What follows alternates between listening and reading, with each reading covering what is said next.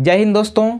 आज की इस वीडियो में हम लोग क्लास 10 की यूपी बोर्ड की हिंदी मीडियम का विषय मैथ जो कि 12 अप्रैल 2022 को परीक्षा होने वाली है, उसी के लिए हम लोग आज तैयारी करेंगे। दोस्तों, ये पूरा प्रश्न हमने बहुत सारा रिसर्च करने के बाद लिया है और पूरे प्रश्न एग्ज़ाम ओरिएंटेड क्वेश्चन है।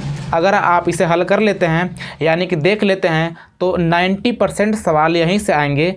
दोस्तों, ये सवाल हमने बहुत सारा रिसर्च करने के बाद निकाला है और ये क्वेश्चन सेम टू सेम जो परीक्षा में आने वाले हैं उसी तरीके के हैं, उसी पैटर्न पे है। अगर आप देख लेते हैं तो उम्मीद है कि आप 60 से 65 अंक आसानी से प्राप्त कर पाएंगे। दोस्तों, सभी प्रश्नों को मैं आपको हल करके दिखाऊंगा कैसे हल करना है। और दोस्तों, अगर आप देखेंगे तो उम्मीद है कि आसानी से हल करना सीख जाएंगे। यहाँ पर पहला क्वेश्चन है दोस्तों, बोलता है कि सभी खंड कीजिए और प्रश्न में लिखा रहेगा कि प्रत्येक खंड के उत्तर के लिए 4 विकल्प दिए गए हैं जिनमें से केवल एक सही है। सही विकल्प छांटकर अपनी अभ्यास पुस्तिका में लिखिए। दोस्तों, पहला प्रश्न है कि निम्नलिखित में से कौन सा सह अभाज्य संख्याओं का युग्म है। दोस्तों, ये विकल्प है 1 नंबर का और पूछा है कि यहाँ पे आप लोग को 4 ठो विकल्प दिया हुआ है और पूछा है कौन सी युग्म मतलब कौन सा जोड़ा सह अभाज्य है। अब दोस्तों, सबसे पहले तो आपको ये समझना पड़ेगा कि सह अभाज्य कहते किसको हैं। दोस्तों, अगर मान लीजिए आपके पास 2 संख्या है, अगर उन दोनों संख्याओं का मस यानी कि HCF अगर 1 होगा तो उसको बोलते हैं सह अभाज्य। यानी कि अगर इसका देखेंगे तो इसका मसा 1 नहीं होगा, क्योंकि जो 14 है 14 7 से कटता है, 2 से कटता है, और जो 35 है ये 5 से कटता है और 7 से कटता है। ये वाला भी 7 से कट रहा है और ये वाला भी 7 से कट रहा है, तो इसका मसा 7 हो जाएगा। और दोस्तों, अगर इसको देखेंगे तो ये वाला 2 से 3 से 6 से 9 से कटेगा और ये वाला सिर्फ 5 और 7 से कटेगा, जो कि इसका मासा 1 आएगा। और दोस्तों, बाकी सबका मासा कुछ ना कुछ होगा, यानी कि 1 नहीं होगा। एक मासा सिर्फ इसी का होगा, इसलिए ये वाला विकल्प सही हो जाएगा। इसी प्रकार से यहाँ पे सवाल नंबर दूसरा है कि द्विघात समीकरण 3x² - 4x = 0 के मूलों का गुणनफल ज्ञात कीजिए। दोस्तों, आपको पता होगा कि सूत्र होता है यानी कि x² प्लस में कोष्टक में a + b और x + ab = 0, यानी कि द्विघात समीकरण का जो सूत्र होता है ये वाला होता है। और आपको पता है जो अचर पद होता है ये वाला शून्यकों का गुणनफल होता है, और इसमें जो अचर पद होगा क्या होगा, 0 होगा, क्योंकि यहाँ पे ये वाला 3 है, इस 3 से आप सब में भाग देंगे क्योंकि यहाँ पे x² होता है, तो क्या हो जाएगा x² - 4/3x, और यहाँ पर अचर पद कुछ भी नहीं है तो आप 0 लिख लेंगे बराबर 0। इस प्रकार से यहाँ पे x² का स्थान पे इतना है और यहाँ पे a + b के स्थान पर यानी कि शून्यकों के योग के स्थान पे -4/3 है और गुणनफल के स्थान पे 0 है, तो कहने का मतलब कि शून्यकों का गुणनफल 0 हो जाएगा।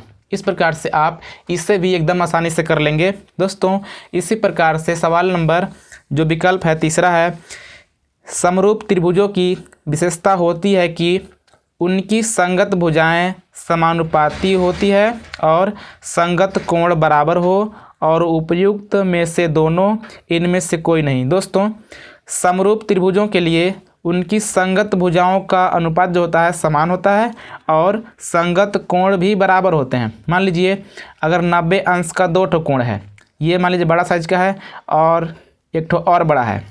अब दोस्तों, ये दोनों कोण समकोण ही है, जितना यहाँ बनेगा उतना ही यहाँ बनेगा, जितना यहाँ बनेगा उतना यहाँ बनेगा, जितना यहाँ बनेगा उतना ही यहाँ भी बनेगा। यानी कि इसमें क्या होता है कि समरूप में साइज छोटा बड़ा भले होगा लेकिन उन लोग का अनुपात समान होता है और कोण भी समान होता है। इस प्रकार से उपर्युक्त में से दोनों हो जाएंगे, ये हो जाएगा आंसर। दोस्तों, उम्मीद करता हूँ कि आपको आ रहा होगा। अब दोस्तों, आप जोड़िएगा कि आपने इसमें कितने अंक आपको आ रहा था और आप कमेंट कर बताइएगा। दोस्तों, यहाँ पे विकल्प नंबर जो कि घ है, दोस्तों यहाँ पे जो घ सवाल है, घ में लिखा है कि cos 60 अंश इंटू cos 30 अंश माइनस साइन 60 अंश इंटू साइन 30 अंश का मान है। दोस्तों यहाँ पे आप सिंपल सा मान रख देंगे, जो आपका आएगा आंसर हो जाएगा। दोस्तों चलिए मैं मान रखता हूँ, यहाँ पे cos 60 अंश है और cos 60 अंश का मान होता है 1/2 गुणा, यहाँ पर है cos 30 अंश और cos 30 अंश का मान होता है √3/2 माइनस साइन 60 अंश का मान होता है √3/2 और इंटू साइन 30 अंश का मान होता है 1/2। अब दोस्तों यहाँ पर जब ये गुणा करेगा ये वाला √3 1 से तो हो जाएगा √3/2 दूनी 4 माइनस √3 जब गुणा करेगा 1 से तो हो जाएगा √3/2 दूनी 4, यानी कि इतना में से अगर इतना घटेगा तो कुल मिलाकर 0 हो जाएगा, क्योंकि दोनों समान है। तो इस प्रकार से 0 हो जाएगा, इसका आंसर हो जाएगा 0। दोस्तों उम्मीद करता हूँ कि अब तक आपको चारों विकल्प बहुत ही अच्छे से आ गया होगा। अब दोस्तों करते हैं अगला सवाल, जो कि यहाँ पे हमने लिखा हुआ है। दोस्तों यहाँ पर अंग विकल्प है, यानी कि पहला का ही अंग है। ये सवाल भी 1 नंबर का है। लिखा है निम्नलिखित में से कौन सी केंद्रीय प्रवृत्ति की माप नहीं है। दोस्तों केंद्रीय प्रवृत्ति की जो माप होता है मानक विचलन का नहीं होता है, तो ये वाला विकल्प आप मार देंगे, आपका बिल्कुल सही हो जाएगा और आपको 1 नंबर मिल जाएगा। अब दोस्तों इसी प्रकार से जो विकल्प नंबर 4 है उसमें बोला है कि 2 बिंदुओं के निर्देशांक -8 0 तथा 0, -8 है, तो इन बिंदुओं से बने रेखाखंड के मध्य बिंदु के निर्देशांक होंगे। दोस्तों मध्य बिंदु के निर्देशांक का सूत्र होता है x1 + x2/2 और y1 + y2/2। अब दोस्तों इसको बोलते हैं x1, इसको y1, इसको x2, इसको y2। अगर आप देखेंगे तो x1 का मान है -8 और x2 का मान है 0/2, यानी कि अगर आप -8 में 0 जोड़ेंगे तो आपका हो जाएगा -8/2 करेंगे तो हो जाएगा -4, यानी कि यहाँ पर जो एक ठो x का मान आएगा वो आएगा -4। इसी प्रकार से अगर आप y का मान निकालेंगे तो y1 का मान 0 है, y2 का मान -8 है, अगर जोड़ेंगे तो हो जाएगा -8/2, यानी कि इसका ही -4 आएगा। तो इस प्रकार दोनों का -4 हो गया, तो इसका विकल्प हो जाएगा तीसरा। उम्मीद करता हूँ कि इसको भी आप कर लिए होंगे और आपको आता होगा। अब दोस्तों यहाँ पे आपको सवाल मिलती है 1-1 नंबर का। दोस्तों मैं सभी सवालों को नहीं हल करूंगा, क्योंकि अगर सबको हल करूंगा तो ये पेपर 3 घंटे की होती है, तो ये वीडियो 3 घंटे की हो जाएगी। इसलिए मैं कुछ सवालों को मैं आपको सीधा समझा दूंगा जो कि आपको बिल्कुल आता होगा, और मैं यहाँ पे जो पहले से लगा रखा हूँ मैं आपको दिखाऊंगा कि आप किस प्रकार से हल करेंगे। दोस्तों यहाँ पर जो दूसरा का पहला सवाल है, बोला है कि द्विघात समीकरण 2x² - 4x + 3 = 0 का विविधकर ज्ञात कीजिए और फिर मूलों की प्रकृति ज्ञात कीजिए। दोस्तों अगर आपके पास सवाल कुछ इस प्रकार के होते हैं तो ये सवाल बहुत इजी हैं और आप आसानी से कर पाएंगे। दोस्तों यहाँ मैंने इस सवाल को हल किया है। यहाँ पे अगर आपसे पूछेगा विविधकर ज्ञात कीजिए तो विविधकर को बोलते हैं d, और दोस्तों यहाँ पे सूत्र होता है कि d = b² - 4ac, यानी कि आपको पता होगा कि x² के गुणांक जो होता है इसको बोलते हैं a और x गुणांक को बोलते हैं b और इसको बोलते हैं c। तो इस प्रकार से हमने यहाँ पे a का मान 2, b का मान -4 और c का मान 3 रखा, और यहाँ पे d = b² - 4ac होता है सूत्र किसका, विविधकर का। तो इसी सूत्र पर हमने रख करके d का मान निकाल लिया, यानी कि इसका विविधकर कितना निकल गया, -8। अब दोस्तों इसमें पूछा है कि मूलों की प्रकृति ज्ञात कीजिए। दोस्तों अगर b² - 4ac का मान अगर 0 से बड़ा होता है या बराबर होता है तो मूलों जो होते हैं ना वो वास्तविक होंगे। अगर b² - 4ac का मान अगर 0 से छोटा होता है तो जो मूल होते हैं अवास्तविक होते हैं। अब दोस्तों 0 से छोटा संख्या कहता कौन है, जो संख्या माइनस में होता है वो 0 से छोटा होता है। तो इस प्रकार से हमने यहाँ पहले ही निकाल चुका था b² - 4ac का कितना आया था, -8 आया था। जो -8 है क्या है, 0 से छोटा है। तो जब 0 से छोटा है तो इसका मूल्य क्या होगा, अवास्तविक होगा।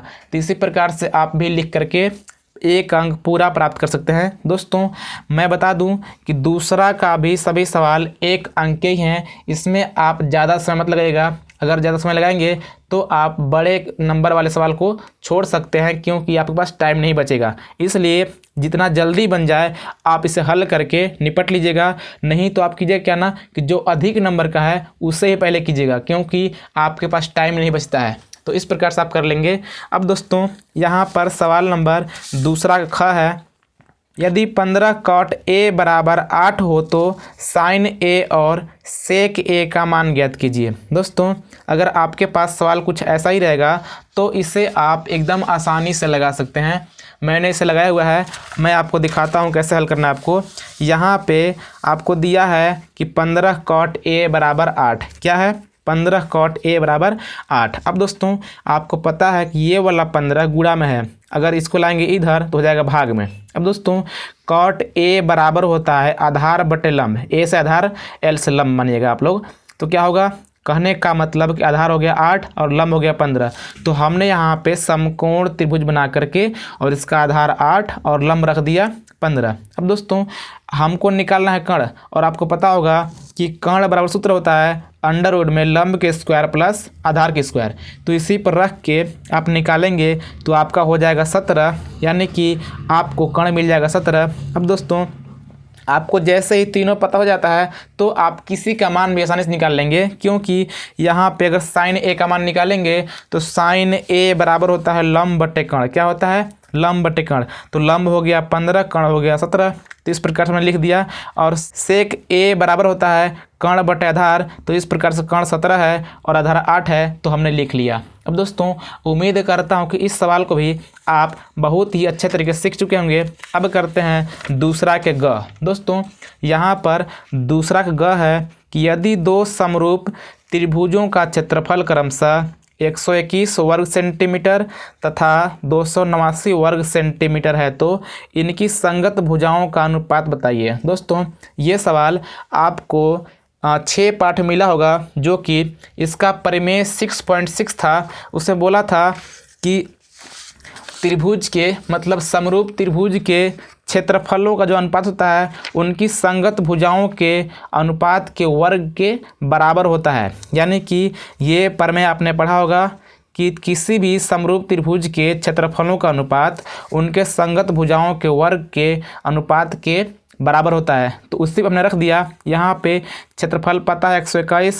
और दूसरे का है 289 बराबर भुजाओं के अनुपात के वर्ग के बराबर होता है। तो इस प्रकार से हमने रख दिया। अब दोस्तों यहाँ पे स्क्वायर है, अगर स्क्वायर खत्म करेंगे तो इधर पकड़ लेगा करड़ी। अब दोस्तों करड़ी का मतलब होता है वर्गमूल।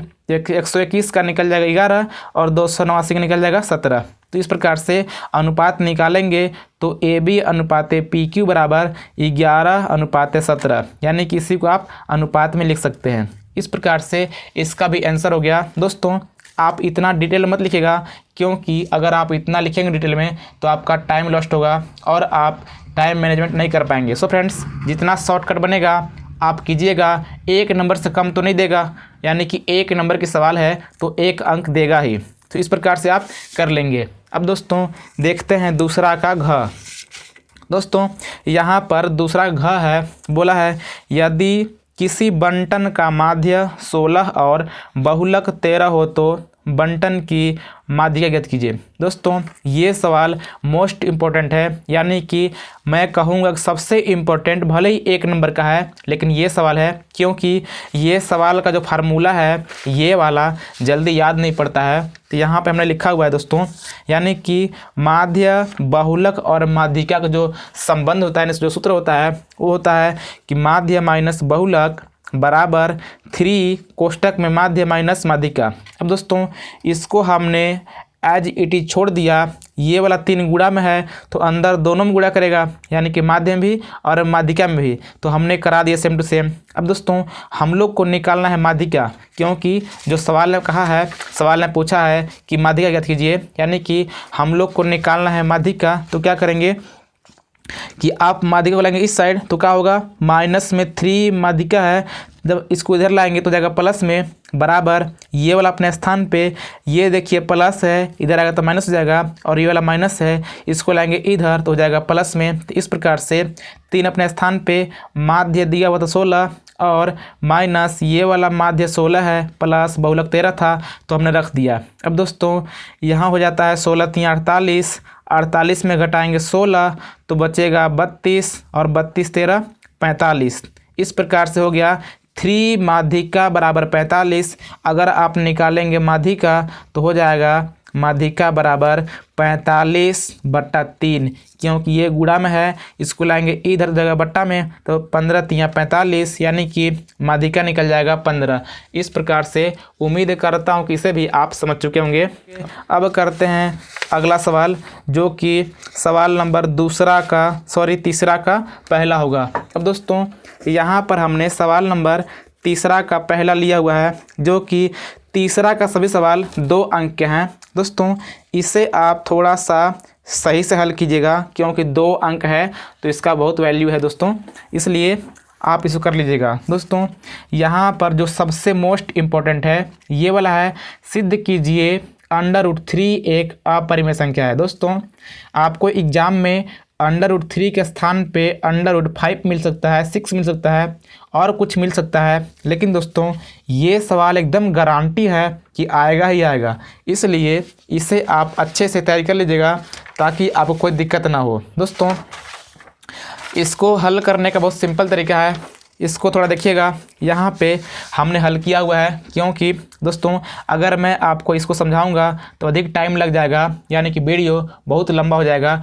और आपके पास टाइम कम है, यानी कि आप सिर्फ सवाल को देखिए और हल करके समझिए। दोस्तों आपको जो सवाल नहीं आएगा उसे आप रफ में नोट कर लीजिए और उसे आप 2-3 बार आगे प्रैक्टिस कर लीजिएगा। दोस्तों यहाँ पर सवाल था कि सिद्ध कीजिए कि √3 एक अपरिमेय संख्या है। दोस्तों यहाँ बोलता है कि सिद्ध कीजिए कि √3 एक अपरिमेय संख्या है, तो आप मानिएगा कि माना √3 एक परिमेय संख्या है, यानी कि हम लोग उल्टा मानते हैं। अब दोस्तों आप जैसे ही मानेंगे कि माना √3 एक परिमेय संख्या है, जहाँ यानी कि √3 बराबर लिखेंगे आप a/b, जहाँ a, b पूर्णांक है, यानी कि a और b पूर्णांक है, और जो b है b ≠ 0, यानी कि जो हर है इसका 0 के बराबर नहीं है। दोस्तों आप इतना लिखिएगा। और दोस्तों HCF बराबर 1 होता है, यानी कि अगर परिमेय संख्या है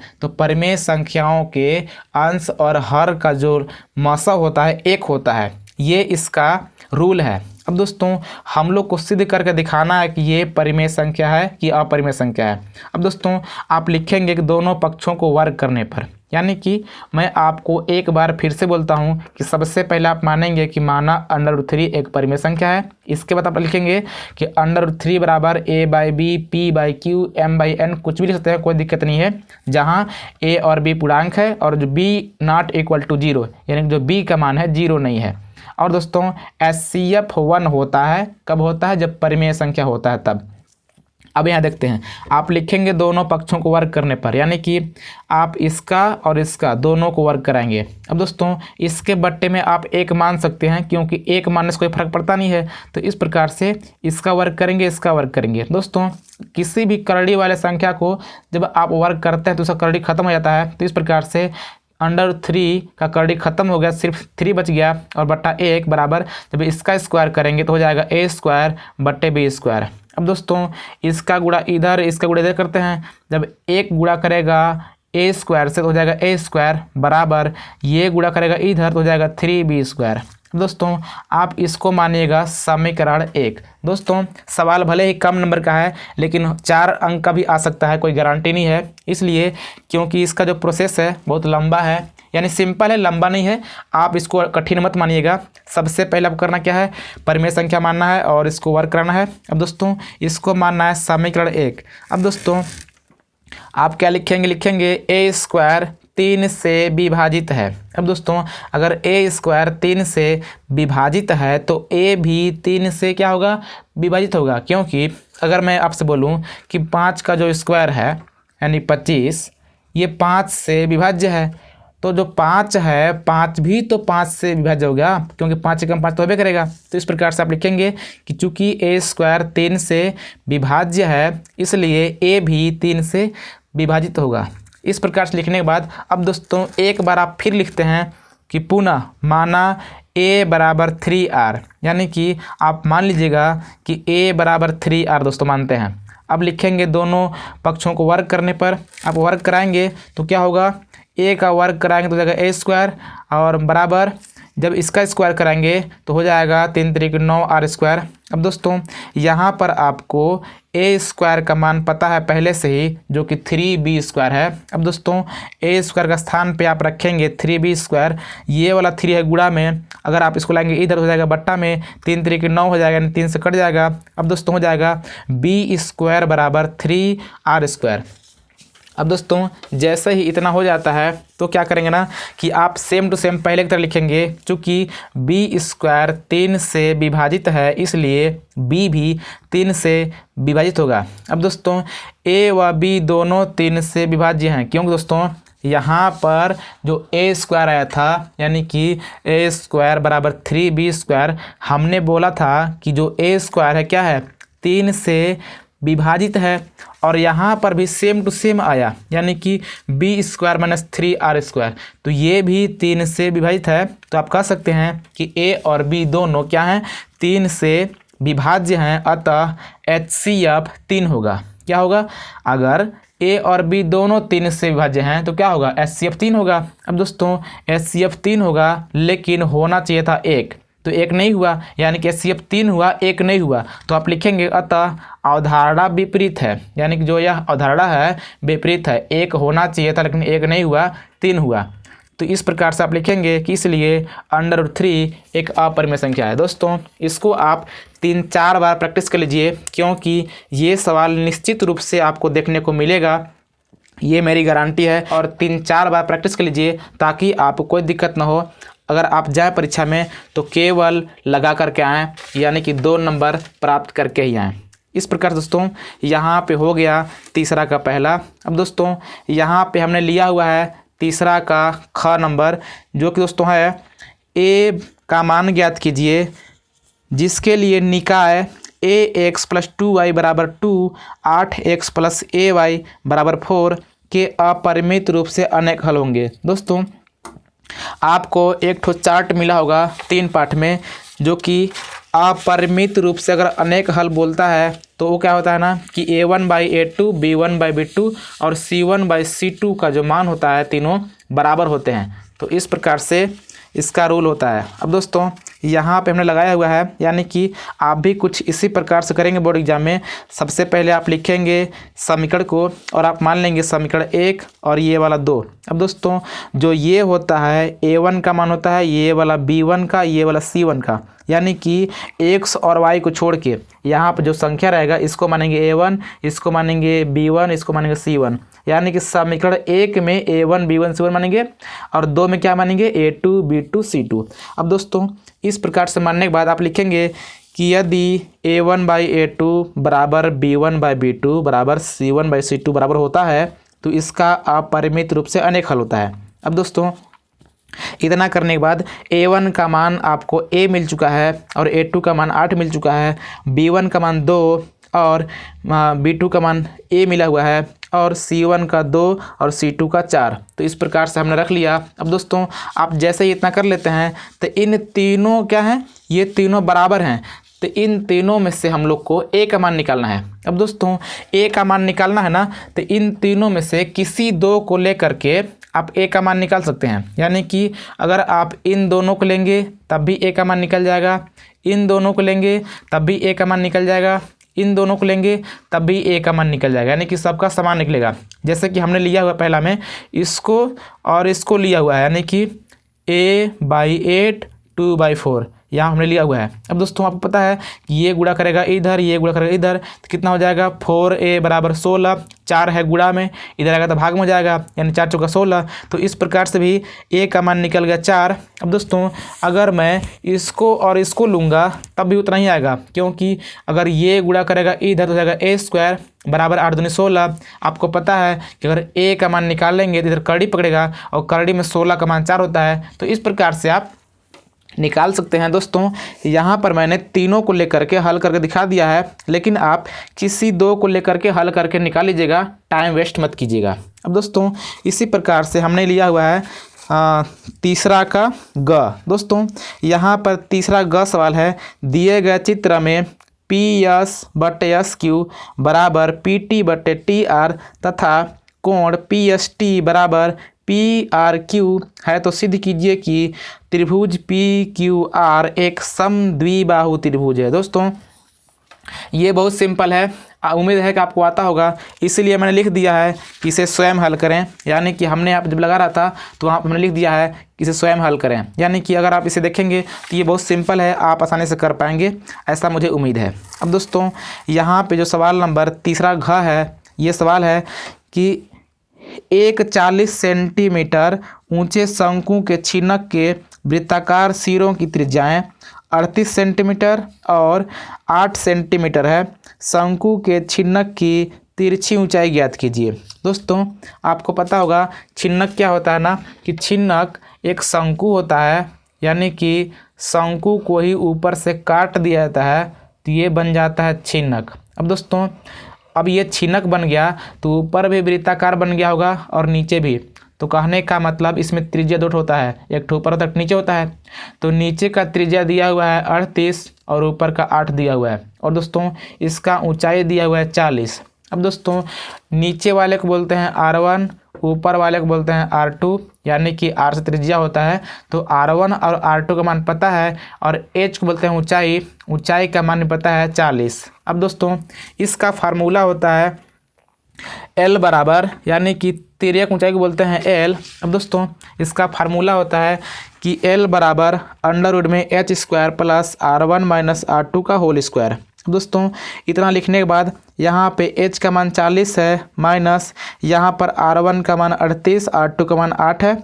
38 में घटेगा 8 तो बचेगा 30, जब 30 का स्क्वायर करेंगे तो हो जाएगा 900, और 40 का स्क्वायर होता है 1600, 1600 और 900 हो जाएगा 2500, और 2500 का वर्गमूल निकल दोस्तों 50। इस प्रकार से इसकी तिर्यक ऊंचाई हो गई 50। अब दोस्तों इसी प्रकार से अगला सवाल हमने लिया हुआ है, जो कि यहाँ चौथा का क है। दोस्तों चौथा का सवाल ये वाला भी 2 अंक के ही हैं, और दोस्तों ये सवाल भी बहुत इजी होते हैं, अगर आप ध्यान से करेंगे तो आसानी से 2 अंक प्राप्त कर पाएंगे। दोस्तों ये सवाल है, यूक्लिड विभाजन परिमेयिका एल्गोरिथम का प्रयोग करके 272 और 1032 का HCF ज्ञात कीजिए। दोस्तों उम्मीद है कि इस सवाल को आप आसानी से हल कर पाएंगे, फिर मैंने हल कर दिया है, अगर आप भूल गए होंगे तो आसानी से कर पाएंगे। दोस्तों यहाँ सबसे पहले जो बड़ा संख्या होता है इसको लिखते हैं इधर, और दूसरी संख्या थी 272,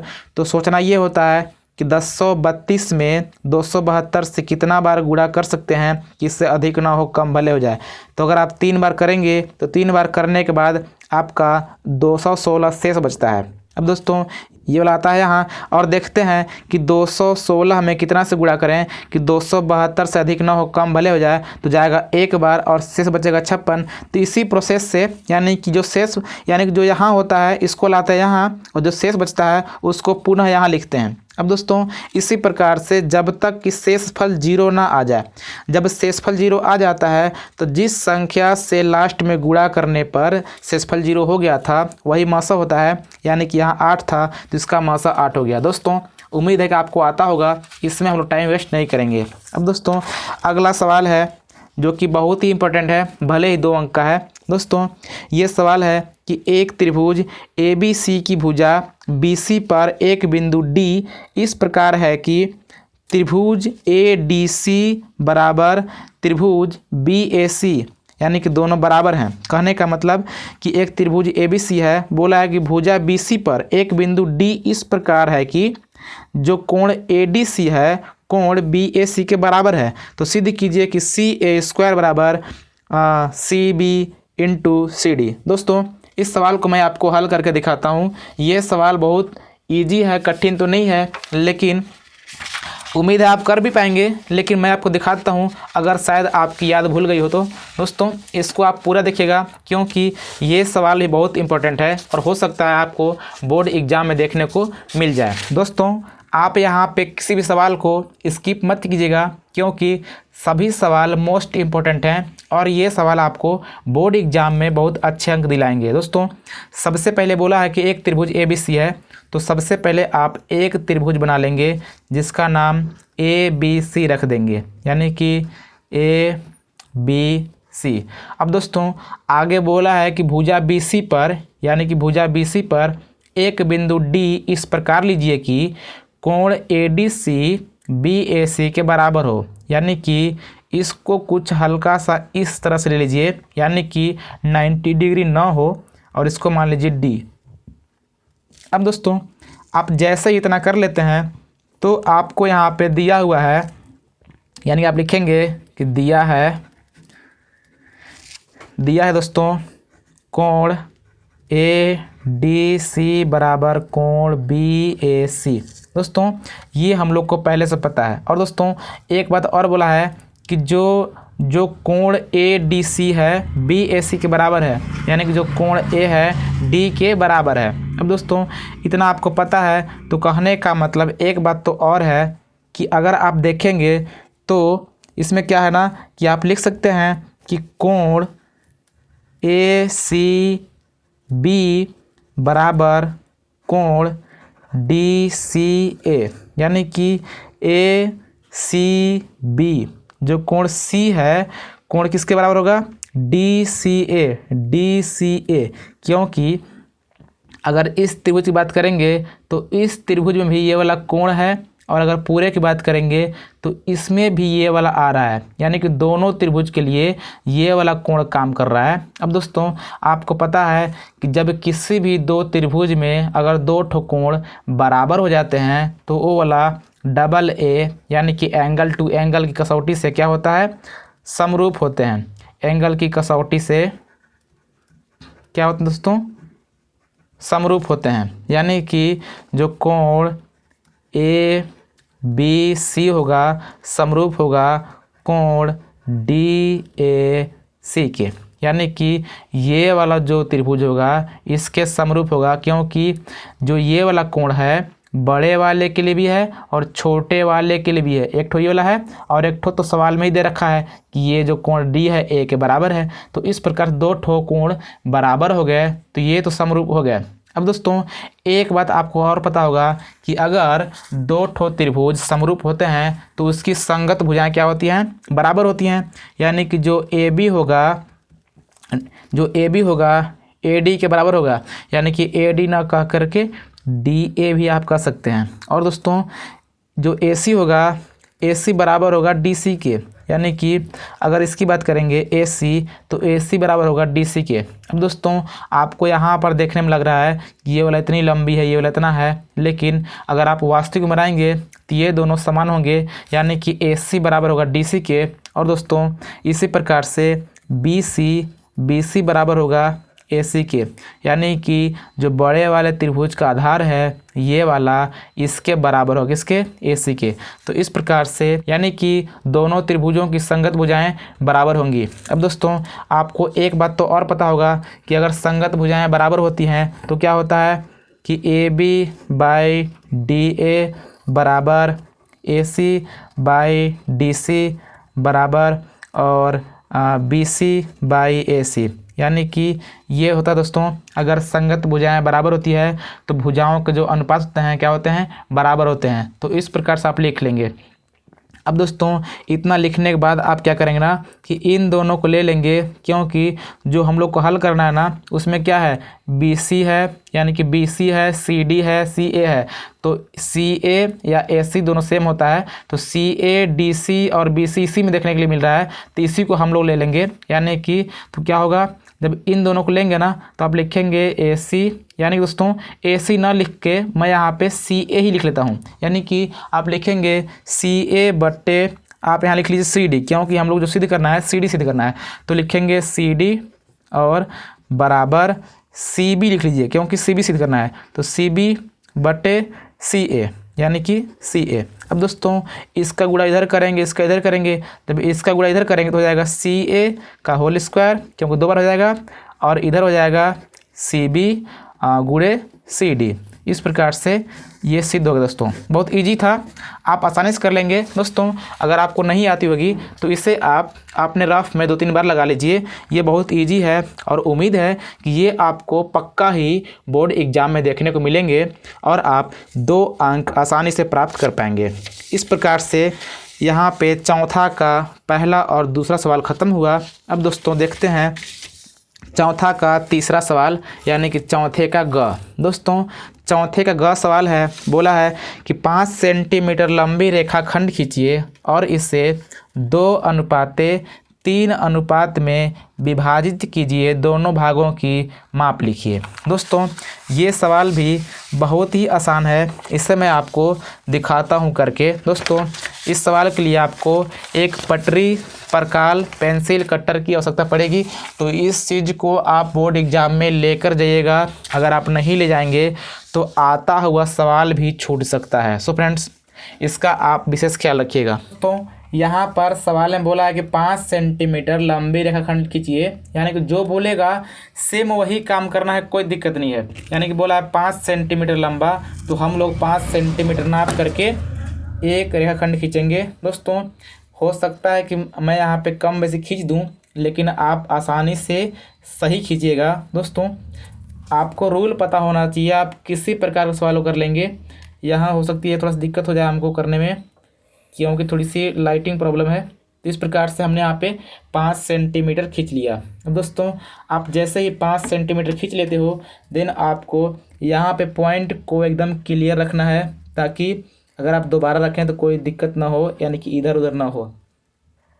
अब दोस्तों आप जैसे ही इतना कर लेते हैं, इसके बाद आपको यानी कि इसका नाम रख लीजिए A और B। दोस्तों आप जैसे ही A और B रख लेते हैं, इसके बाद आप क्या कीजिएगा ना कि A से, यानी कि जो रेखाखंड A है, इससे आप 90 से कम यानी कि न्यून कोण एक रेखा खींच लीजिए। यानी कि 90 अंश से कम कोई भी रेखा कितना भी दूर खींच सकते हैं, लेकिन ज़्यादा दूर मत खींचेगा, उससे कोई फ़ायदा तो है नहीं।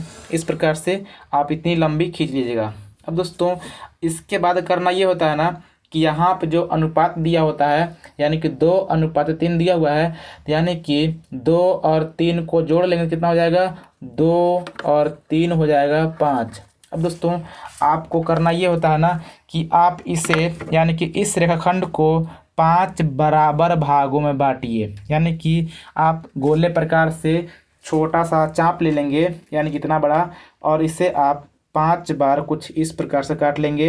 यानी कि 1 बार, दोस्तों आप ध्यान से कीजिएगा, ये 2 बार, ये 3 बार, ये 4 बार, ये 5 बार। अब दोस्तों आप जैसे ही 5 बार खींच लेते हैं, देन आपका बहुत सारा काम तो हो जाता है। इसका आप नाम रख लीजिए, यानी कि ये था A, तो इसको मान लेते हैं A1, इसको A2, इसको A3, इसको A4, इसको A5। इसके बाद आपको लास्ट वाले को मिलाना होता है B से, यानी कि लास्ट में कौन है दोस्तों, A5 है। तो आप A5 को एकदम आराम से सही से मिलाइएगा दोस्तों। तो इस प्रकार से A5 को आप इस प्रकार से मिला देंगे। दोस्तों इतना करने के बाद आपको करना ये होता है ना कि जो अनुपात में, जैसे मान लीजिए यहाँ पे 2:3 है, तो यहाँ पे आप 3 पर, यानी कि जो बड़ा रहेगा उस पर ही कर दीजिएगा, आपका ऑटोमेटिक 2:3 के रूप में विभाजित हो जाएगा। तो इस प्रकार से आप क्या कीजिए, यहाँ पे थोड़ा सा इसका चाप ले लीजिए, यानी कि इसको कुछ इस प्रकार से थोड़ा छोटा कर लीजिए। दोस्तों यहाँ मैं थोड़ा सा छोटा कर लेता हूँ। तो आप इतना कम से कम इतना आप ऐसे चाप ले लीजिए दोस्तों। इतना चाप लेने के बाद अब क्या करना है ना कि यहाँ 3 पे भी आप इसी प्रकार से ऐसे कर लेंगे दोस्तों, ये ऐसे। इतना करने के बाद आपको करना ये होता है कि जैसे आपने यहाँ से यहाँ काटा, देन यहाँ से यहाँ काटा, यानी 3 पर से ऐसे काटा। अब दोस्तों इसके बाद क्या करना है ना कि आप यहाँ से इस चाप के नाप के बराबर ले लीजिए, यानी कि हमने क्या कर रहा है यहाँ से लेकर के यहाँ तक जितना इसकी चाप है, तो आप इस प्रकार से इसकी चाप के बराबर ले लीजिएगा। दोस्तों थोड़ी प्रॉब्लम हो रही है, आप अपने हिसाब से अच्छा लीजिएगा। तो इस प्रकार से हमने इस चाप के बराबर ले लिया। अब दोस्तों आप जैसे ही इस चाप का नाप ले लेते हो, देन आप यहाँ से इसको ऐसे काटेंगे। अब दोस्तों ये वाला जहाँ पे कटा है दोनों लाइन, इन कटे हुए लाइन को आपको यहाँ से मिला देना है, यानी कि इस बिंदु से और इस कटे हुए भाग से जाना चाहिए और आपको कुछ इस प्रकार से मिला देना है।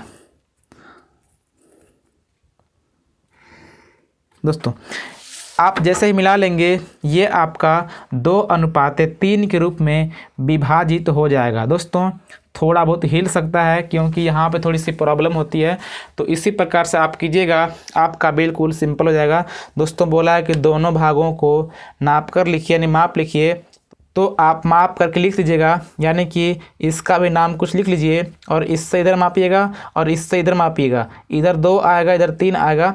यहाँ पे थोड़ा बहुत हिल गया होगा इसलिए थोड़ा बराबर लग रहा है, लेकिन फिर भी कुछ न कुछ कम बेसी है। लेकिन दोस्तों रूल ये होता है, आप आसानी से कीजिएगा, आपका सिंपल हो जाएगा। आप 1-2 बार हल करके प्रैक्टिस भी कर लीजिएगा यहीं पर ही, क्योंकि ये सवाल एकदम 100% आप मान लीजिए ये आपको बोर्ड एग्जाम में देखने को मिलेगा ही मिलेगा और आप आसानी से 2 अंक हल करके ले आएंगे। दोस्तों इसी प्रकार से हमने यहाँ पे चौथा का घ सवाल लिया है।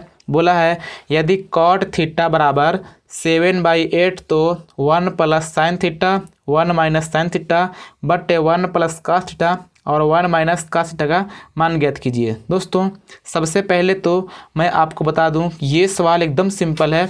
मैं इसका 2 तरीका आपको बताता हूं। सबसे पहला तरीका तो ये है कि आप अगर आपको सिंपल तरीका आता होगा तो आप आसानी से हल कर सकते हैं। दोस्तों इसमें क्या होता है ना कि इसमें 2 रूल होता है। पहला रूल तो ये है कि आप यहाँ पे देख लीजिए, थोड़ी सी इस पन्ने को मोड़ लेता हूँ। दोस्तों इस सवाल को मैंने पहले ही हल कर रखा है। सबसे पहली बात ये है कि यहाँ पे अगर आपको ये रूल नहीं आ रहा है, पहले मैं आपको ये वाला समझाता हूँ। दोस्तों एक क्वेश्चन में 1 + sin थीटा, एक क्वेश्चन में 1 - sin थीटा है, यानी कि a + b a - b है, जो कि दोस्तों ये फार्मूला होता है a² - b² का। दोस्तों अगर आप इसको करेंगे a² - b² तो 1 का स्क्वायर 1 हो जाएगा, माइनस साइन के स्क्वायर sin² थीटा हो जाएगा। वैसे ही नीचे करेंगे तो हो जाएगा 1 - cos² थीटा। अब दोस्तों आपको पता होगा कि 1 - sin² थीटा को बोलते हैं cos² थीटा और 1 - cos² थीटा को बोलते हैं sin² थीटा। और दोस्तों एक बात आपको और पता होगा कि cos थीटा बट्टे sin थीटा को बोलते हैं cot थीटा। अब दोस्तों हमने यहाँ पे cos² थीटा बट्टे sin² थीटा को लिख दिया cot² थीटा। अब दोस्तों काट का मान पता है 7/8, स्क्वायर कर देंगे। 7 का स्क्वायर 49 होता है और 8 का 64। इस प्रकार से बिल्कुल 1 मिनट में इसका हल हो गया। दोस्तों खुदा न खास आपको ये रूल पता ना हो तो क्या करेंगे कि आप cot a बराबर लिखेंगे आधार बटे लंब। तो इस प्रकार से आधार लंब लिख के कर्ण निकाल लेंगे। अब दोस्तों कर्ण निकालने के बाद सवाल में आपको साइन और कास मिल रहा है, तो आप साइन और कास का मान निकाल के इसमें रख लेंगे, तब भी आपका आंसर सेम आएगा, लेकिन इसमें टाइम आपको अधिक लग जाएंगे। इसलिए ये सवाल बिल्कुल 30 सेकेंड या 40 सेकेंड में लग जाएंगे। सो फ्रेंड्स इसी को आप कीजिएगा, यानी कि a + b a - b a² - b² होता है, 1 का स्क्वायर 1 हो जाएगा और sin² थीटा। इसी प्रकार से 1 - sin² थीटा को बोलते हैं cos² थीटा और 1 - cos² थीटा को बोलते हैं sin² थीटा और cos बट्टे साइन बोलते हैं काट, तो हो जाएगा cot² थीटा। और यहाँ काट का मान पहले से दिया हुआ है 7/8, स्क्वायर करेंगे तो 49/64। तो इस प्रकार से आप इसे भी आसानी से हल कर पाएंगे। अब दोस्तों इसी प्रकार से यहाँ पे हमने लिया हुआ है सवाल नंबर 5वां का पहला। दोस्तों अभी तक जो चौथा सवाल हमने किया, यानी कि तीसरा सवाल का सभी क्वेश्चन और चौथे सवाल का सभी प्रश्न 2-2 अंक के थे। लेकिन दोस्तों यहाँ से जो पांचवा के सवाल हैं, पांचवा के सभी सवाल 4 अंक के हैं, इसलिए आप ध्यान से देखिएगा क्योंकि ये अधिक नंबर के हैं और आपके लिए अधिक उपयोगी हैं। दोस्तों बहुत सिंपल भी है, बहुत कठिन नहीं है। अगर आप देखेंगे एकदम सिंपल तरीके से आपको आ जाएगी। यहाँ पे पांचवा का पहला सवाल है, 2 क्रमागत धनात्मक पूर्णांक ज्ञात कीजिए जिनके वर्गों का योग 365 हो। दोस्तों यहाँ बोला है कि 2 क्रमागत, क्रमागत का मतलब होता है लगातार, धनात्मक पूर्णांक ज्ञात कीजिए जिनके वर्गों का योग 365 है। अब दोस्तों अगर इस प्रकार का सवाल रहेगा तो आप आसानी से लगा सकते हैं, क्योंकि आप मानेंगे कि माना पहली क्रमागत संख्या, यानी कि मैंने यहाँ पे हल किया हुआ है, क्या लिखा है हमने यहाँ पे लिखा हुआ है कि माना पहली क्रमागत संख्या x है। इस प्रकार से आप लिखेंगे कि माना पहली क्रमागत संख्या x है और दूसरी संख्या हो जाएगा दोस्तों x+1, क्योंकि क्रमागत का मतलब लगातार होता है। अगर मान लीजिए 10 है, 10 के बाद क्या आएगा 11 आएगा। अब दोस्तों जो 11 है 10 से एक ही अधिक है, यानी किसी भी संख्या में एक जोड़ने से उसके अगली संख्या मिल जाती है। तो इस प्रकार से हमने मान लिया कि माना पहली संख्या x और दूसरी संख्या x+1। अब दोस्तों सवाल में बोल रखा है कि जिनके वर्गों का योग 365 है, यानी कि दोनों के अगर आप वर्ग करेंगे तो दोनों के वर्गों का जो योग होगा ना, जोड़ होगा, कितना होगा 365 होगा। तो इस प्रकार से हमने कर दिया। अब दोस्तों x का स्क्वायर x² आ जाएगा, ये है x+1 का होल स्क्वायर।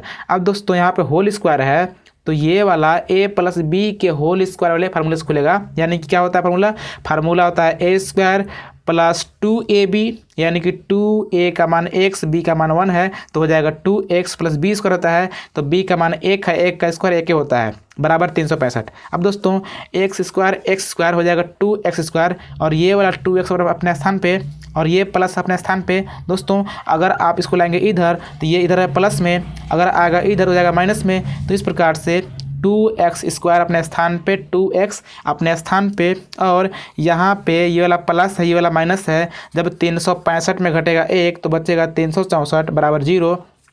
अब दोस्तों सब में आपको 2 का कॉमन दिखाई दे रहा है, 2 कॉमन ले लेंगे तो यहाँ हो जाएगा x² + x - 182 बराबर 0। दोस्तों ये वाला 2 है गुणा में, अगर आप इसको लाएंगे इधर हो जाएगा भाग में, जब 0 से भाग करेगा तो 0 हो जाएगा। तो इस प्रकार से आपके पास गुणनखंड बन गया x² + x - 182। दोस्तों इसको हल करेंगे तो क्या होगा, सोचना ये होता है कि इसका गुणा कराते हैं यहाँ पे।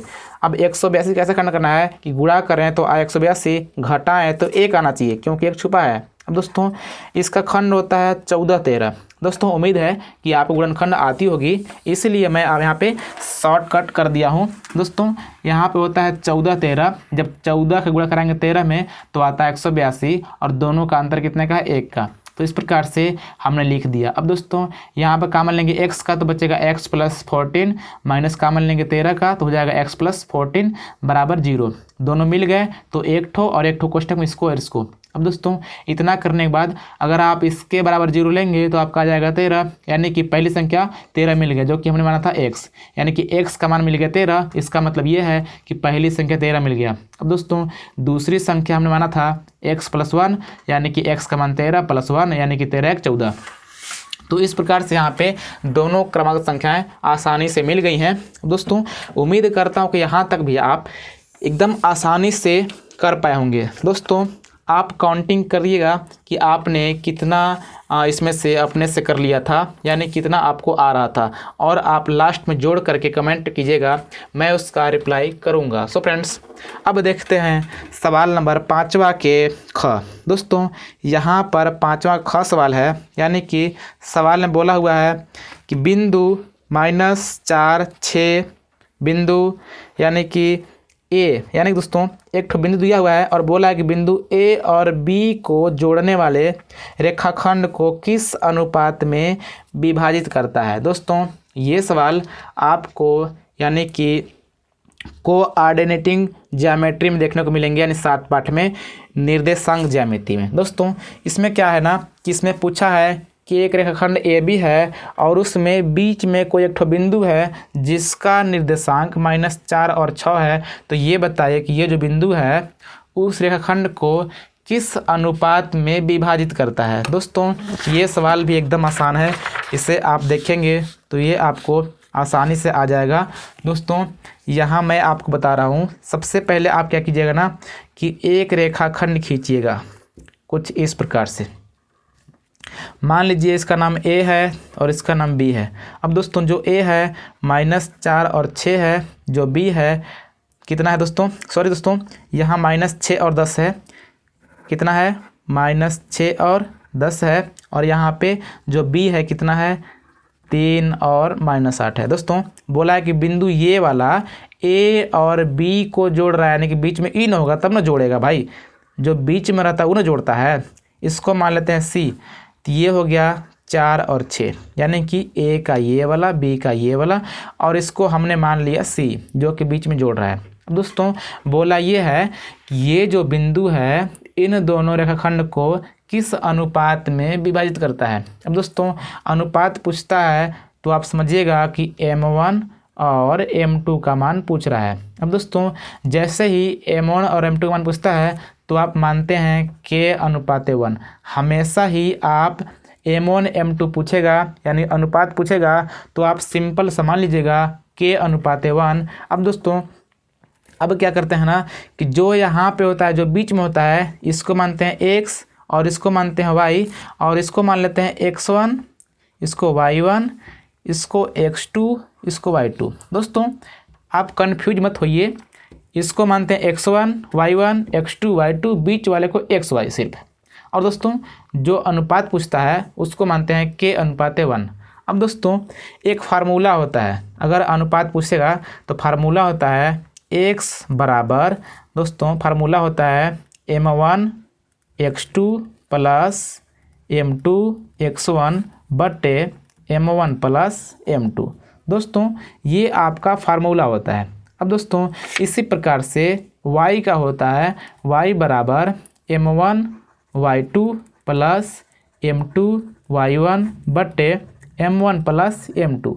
दोस्तों ये फार्मूला आपको पता होना चाहिए, लेकिन इसके बाद ये देखते हैं कि दोस्तों किसका मान सिंपल है। जिसका मान सिंपल रहेगा उसी में प्रयास कीजिएगा, उसी में रखें हम लोग। तो यहाँ पे x का मान -4 है, y का मान 6 है, तो यहाँ पर x का स्थान पर रखेंगे -4, यानी कि जो मान आपको पता है बस रख दीजिए, आपका आंसर हो जाएगा। यानी कि x का मान -4 है, आप रखेंगे -4 बराबर m1 का मान k है, यानी कि m1 का मान ये होता है, m2 का मान ये होता है, तो क्या होगा m1 के स्थान पे k लिखेंगे गुणा x2 कौन है दोस्तों, x2 के स्थान पे 3 है तो आप 3 रखेंगे, प्लस m2 का मान 1 है, 1 रखिए दोस्तों गुणा का चिन्ह, और x1 का मान दोस्तों यहाँ पे -6 तो रखेंगे -6 बट्टा में m1 प्लस m2, यानी कि m1 का मान k प्लस m2 का मान 1। अब दोस्तों ये वाला इधर है कहाँ में, भाग में, अगर आप इसको लाएंगे इधर तो हो जाएगा गुणा में, यानी कि जो -4 है k+1 से गुणा कर जाएगा, बराबर जब 3 गुणा करेगा k में तो हो जाएगा 3k और माइनस प्लस माइनस, और दोस्तों 6 एकम 6 इस प्रकार से। अब दोस्तों ये वाला जो 4 है माइनस में, ये दोनों में गुणा करेगा, जब ये वाला गुणा करेगा इसमें तो हो जाएगा -4k -4 बराबर 3k -6। अब दोस्तों k वाले को लाएंगे एक साइड, दोस्तों यहाँ पे k है तो क्या हो जाएगा -4k, ये वाला प्लस है, अगर आप इसको लाएंगे इधर तो हो जाएगा -3k बराबर -6, ये दोस्तों है -4, अगर आप इसको लाएंगे इधर हो जाएगा +4। इस प्रकार से माइनस माइनस जोड़ते हैं तो हो जाएगा दोस्तों 4 3 7 माइनस में k बराबर माइनस में 2, क्योंकि प्लस माइनस घटता है, जब 6 में घटेगा 4 तो बचेगा 2 माइनस में, तो इस प्रकार से k बराबर हो जाएगा 2 बट्टा -7, यानी कि -2 बट्टे -7, माइनस माइनस प्लस, यानी k का मान हो दोस्तों 2/7। दोस्तों जैसे ही आप k का मान निकाल लेते हो, इसके बाद आपको क्या करना था, सिंपल सा आप लिखेंगे k बराबर 2/7। दोस्तों यहाँ पे आप k का मान 2/7 निकाल लिए हैं, इसका मतलब ये हो गया कि आप k/1 लिख सकते हैं, क्योंकि k/1 लिख कोई फ़र्क पड़ता नहीं है। अब दोस्तों इसके बट्टा भी आप 1 लिखेंगे, कोई फर्क पड़ेगा नहीं। कुल मिला के k/1 लिखेंगे तो बराबर हो जाएगा 2/7, यानी कि k/1 का मान हो गया 2/7, यानी कि अगर आपने k/1 लिखा तो कोई फर्क पड़ा नहीं, यानी कि k/1 को आप लिख सकते हैं k/1 बराबर 2/7, यानी कि 2/7 को आप लिख सकते हैं 2/7। यानी दोस्तों m1 का मान k था और m2 का मान 1 था, यानी कहने का मतलब क्या हो गया कि m1 का मान 2, m2 का मान 7 हो गया, यानी कि 2/7। कुल मिला के आप समझ लीजिए कि जो आपका k का मान आएगा यही आपका m1 का मान, m2 का मान ये हो गया। इस प्रकार से आपका अनुपात निकल गया 2/7। दोस्तों उम्मीद करता हूँ कि इस सवाल को भी आप बहुत ही सिंपल तरीके से सीख चुके होंगे। कुछ नहीं करना था, आप सबसे पहले खींचेंगे रेखा, जो बिंदु दिया रहेगा a और b का रखेंगे, बीच वाला भी रखेंगे, इसको मानते हैं x y, इसको x1 y1 x2 y2, और जो अनुपात पूछता है उसको मानते हैं m1/m2 बराबर k/1। हमेशा अनुपात k/1 ही मानते हैं। तो आप मान लीजिएगा फार्मूला होता है x बराबर m1 x2 plus m2 x1 बटे m1 प्लस m2। इसी प्रकार से आप रख के दोस्तों, अगर आप इसमें ना रख के इसमें सिर्फ रखते तब भी आपका इतना ही आता, कोई फ़र्क पड़ता नहीं है। तो इस प्रकार से आप करके आप अनुपात निकाल लीजिएगा। दोस्तों उम्मीद है कि इसे भी आप बहुत ही आसान तरीक़ों से सीख चुके होंगे। अब यहाँ पे 5वां का ग सवाल है, जो कि लिखा है त्रिज्या 4.2 सेंटीमीटर वाले धातु की एक गोले को पिघलाकर त्रिज्या 6 सेंटीमीटर वाले एक बेलन के रूप में ढाला जाता है। बेलन की ऊंचाई ज्ञात कीजिए। दोस्तों ये सवाल भी एकदम सिंपल है, इसे उम्मीद है कि आप एकदम आसानी से कर पाएंगे, क्योंकि अगर एक ठो गोला है और एक ठो बेलन है, यानी कि गोले को ही पिघला करके बेलन बनाया जा रहा है, तो दोनों ही कंडीशन में दोनों का क्या होगा, जो आयतन होगा सेम होगा। क्योंकि अगर मान लीजिए 1 किलो लोहा है, अगर 1 किलो लोहे को पिघला करके उसको आप कोई बर्तन बना रहे हैं, तो जो बर्तन होगा वो भी 1 kg का ही तो होगा, क्योंकि जो लोहा था पहले कितना था, 1 kg था। यानी कि दोनों कंडीशन में आयतन सेम होते हैं। तो इस प्रकार से आप लिखेंगे कि गोले का आयतन बराबर बेलन का आयतन बराबर बेलन का आयतन। अब दोस्तों आप जैसे ही करेंगे तो गोले का आयतन होता है 4/3 पाई आर क्यू बराबर बेलन का आयतन होता है पाई आर स्क्वायर एच। अब दोस्तों पाई से पाई कट जाएगा, क्योंकि पाई का मान सेम ही है।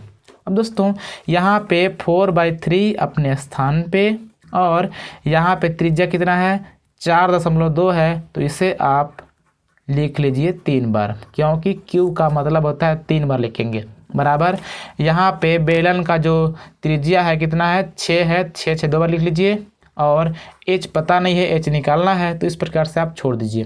अब दोस्तों यहाँ पे क्या होगा ना कि 3 से आप इसको काट भी सकते हैं, तो होता है 14×3 42, यानी कि 1.4 हो जाएगा। तो इस प्रकार से आप ऊपर का गुणा ऊपर करा लीजिएगा और नीचे का अब करते हैं हम लोग सवाल नंबर 5वां के घ। दोस्तों यहाँ पर 5वां घ है, बोला है कि माध्य ज्ञात कीजिए। दोस्तों माध्य ज्ञात करने में बहुत समय लगता है और ये बहुत सिंपल होता है। इसमें आपको केवल जोड़ घटाना गुणा भाग आसानी से आना चाहिए, बाकी आप एकदम कर लेंगे, आसान होता है। उम्मीद है अगर आपने पढ़ा होगा तो आप तो भूल नहीं सकते, क्योंकि एकदम सिंपल होता है। तो इससे मैं नहीं करता हूँ। अगर आपको बहुत ज़्यादा प्रॉब्लम आती है तो आप कमेंट कर दीजिएगा, मैं आपको कल ही इसका वीडियो बना दूँगा। और इस चैनल को आप सब्सक्राइब और लाइक करना मत भूलिएगा, क्योंकि इसी प्रकार से मैं आपको 12 तारीख के रात 3 बजे तक आपको इस प्रकार का वीडियो दूंगा, जो आपके एग्ज़ाम में बहुत ही काम आएंगे। इसलिए इस चैनल को लाइक करके सब्सक्राइब करके और बेल आइकन प्रेस कर लीजिएगा, क्योंकि अगर आप बेल आइकन प्रेस नहीं करेंगे तो आपके पास वीडियो नहीं पहुंचेगी। तो इस प्रकार दोस्तों यहाँ पे अब हमने लिया हुआ है सवाल नंबर 6वां, जो कि दोस्तों 4 अंक के हैं। ये सवाल भी 4 अंक के हैं। अब दोस्तों यहाँ पर जो सवाल है इसमें बोला हुआ है कि 2 संख्याओं के वर्गों का अंतर 180 है। दोस्तों क्या बोला है, 2 संख्याओं के वर्गों का अंतर 180 है। छोटी संख्या का वर्ग बड़ी संख्या का 8 गुना है। दोनों संख्याएं ज्ञात कीजिए। दोस्तों अगर आपके पास सवाल कुछ इस प्रकार से होता है तो ये सवाल एकदम इजी है, जो कहेगा बस आप वही कीजिए, आपका आंसर एकदम तुरंत आ जाएगा, कोई दिक्कत नहीं है।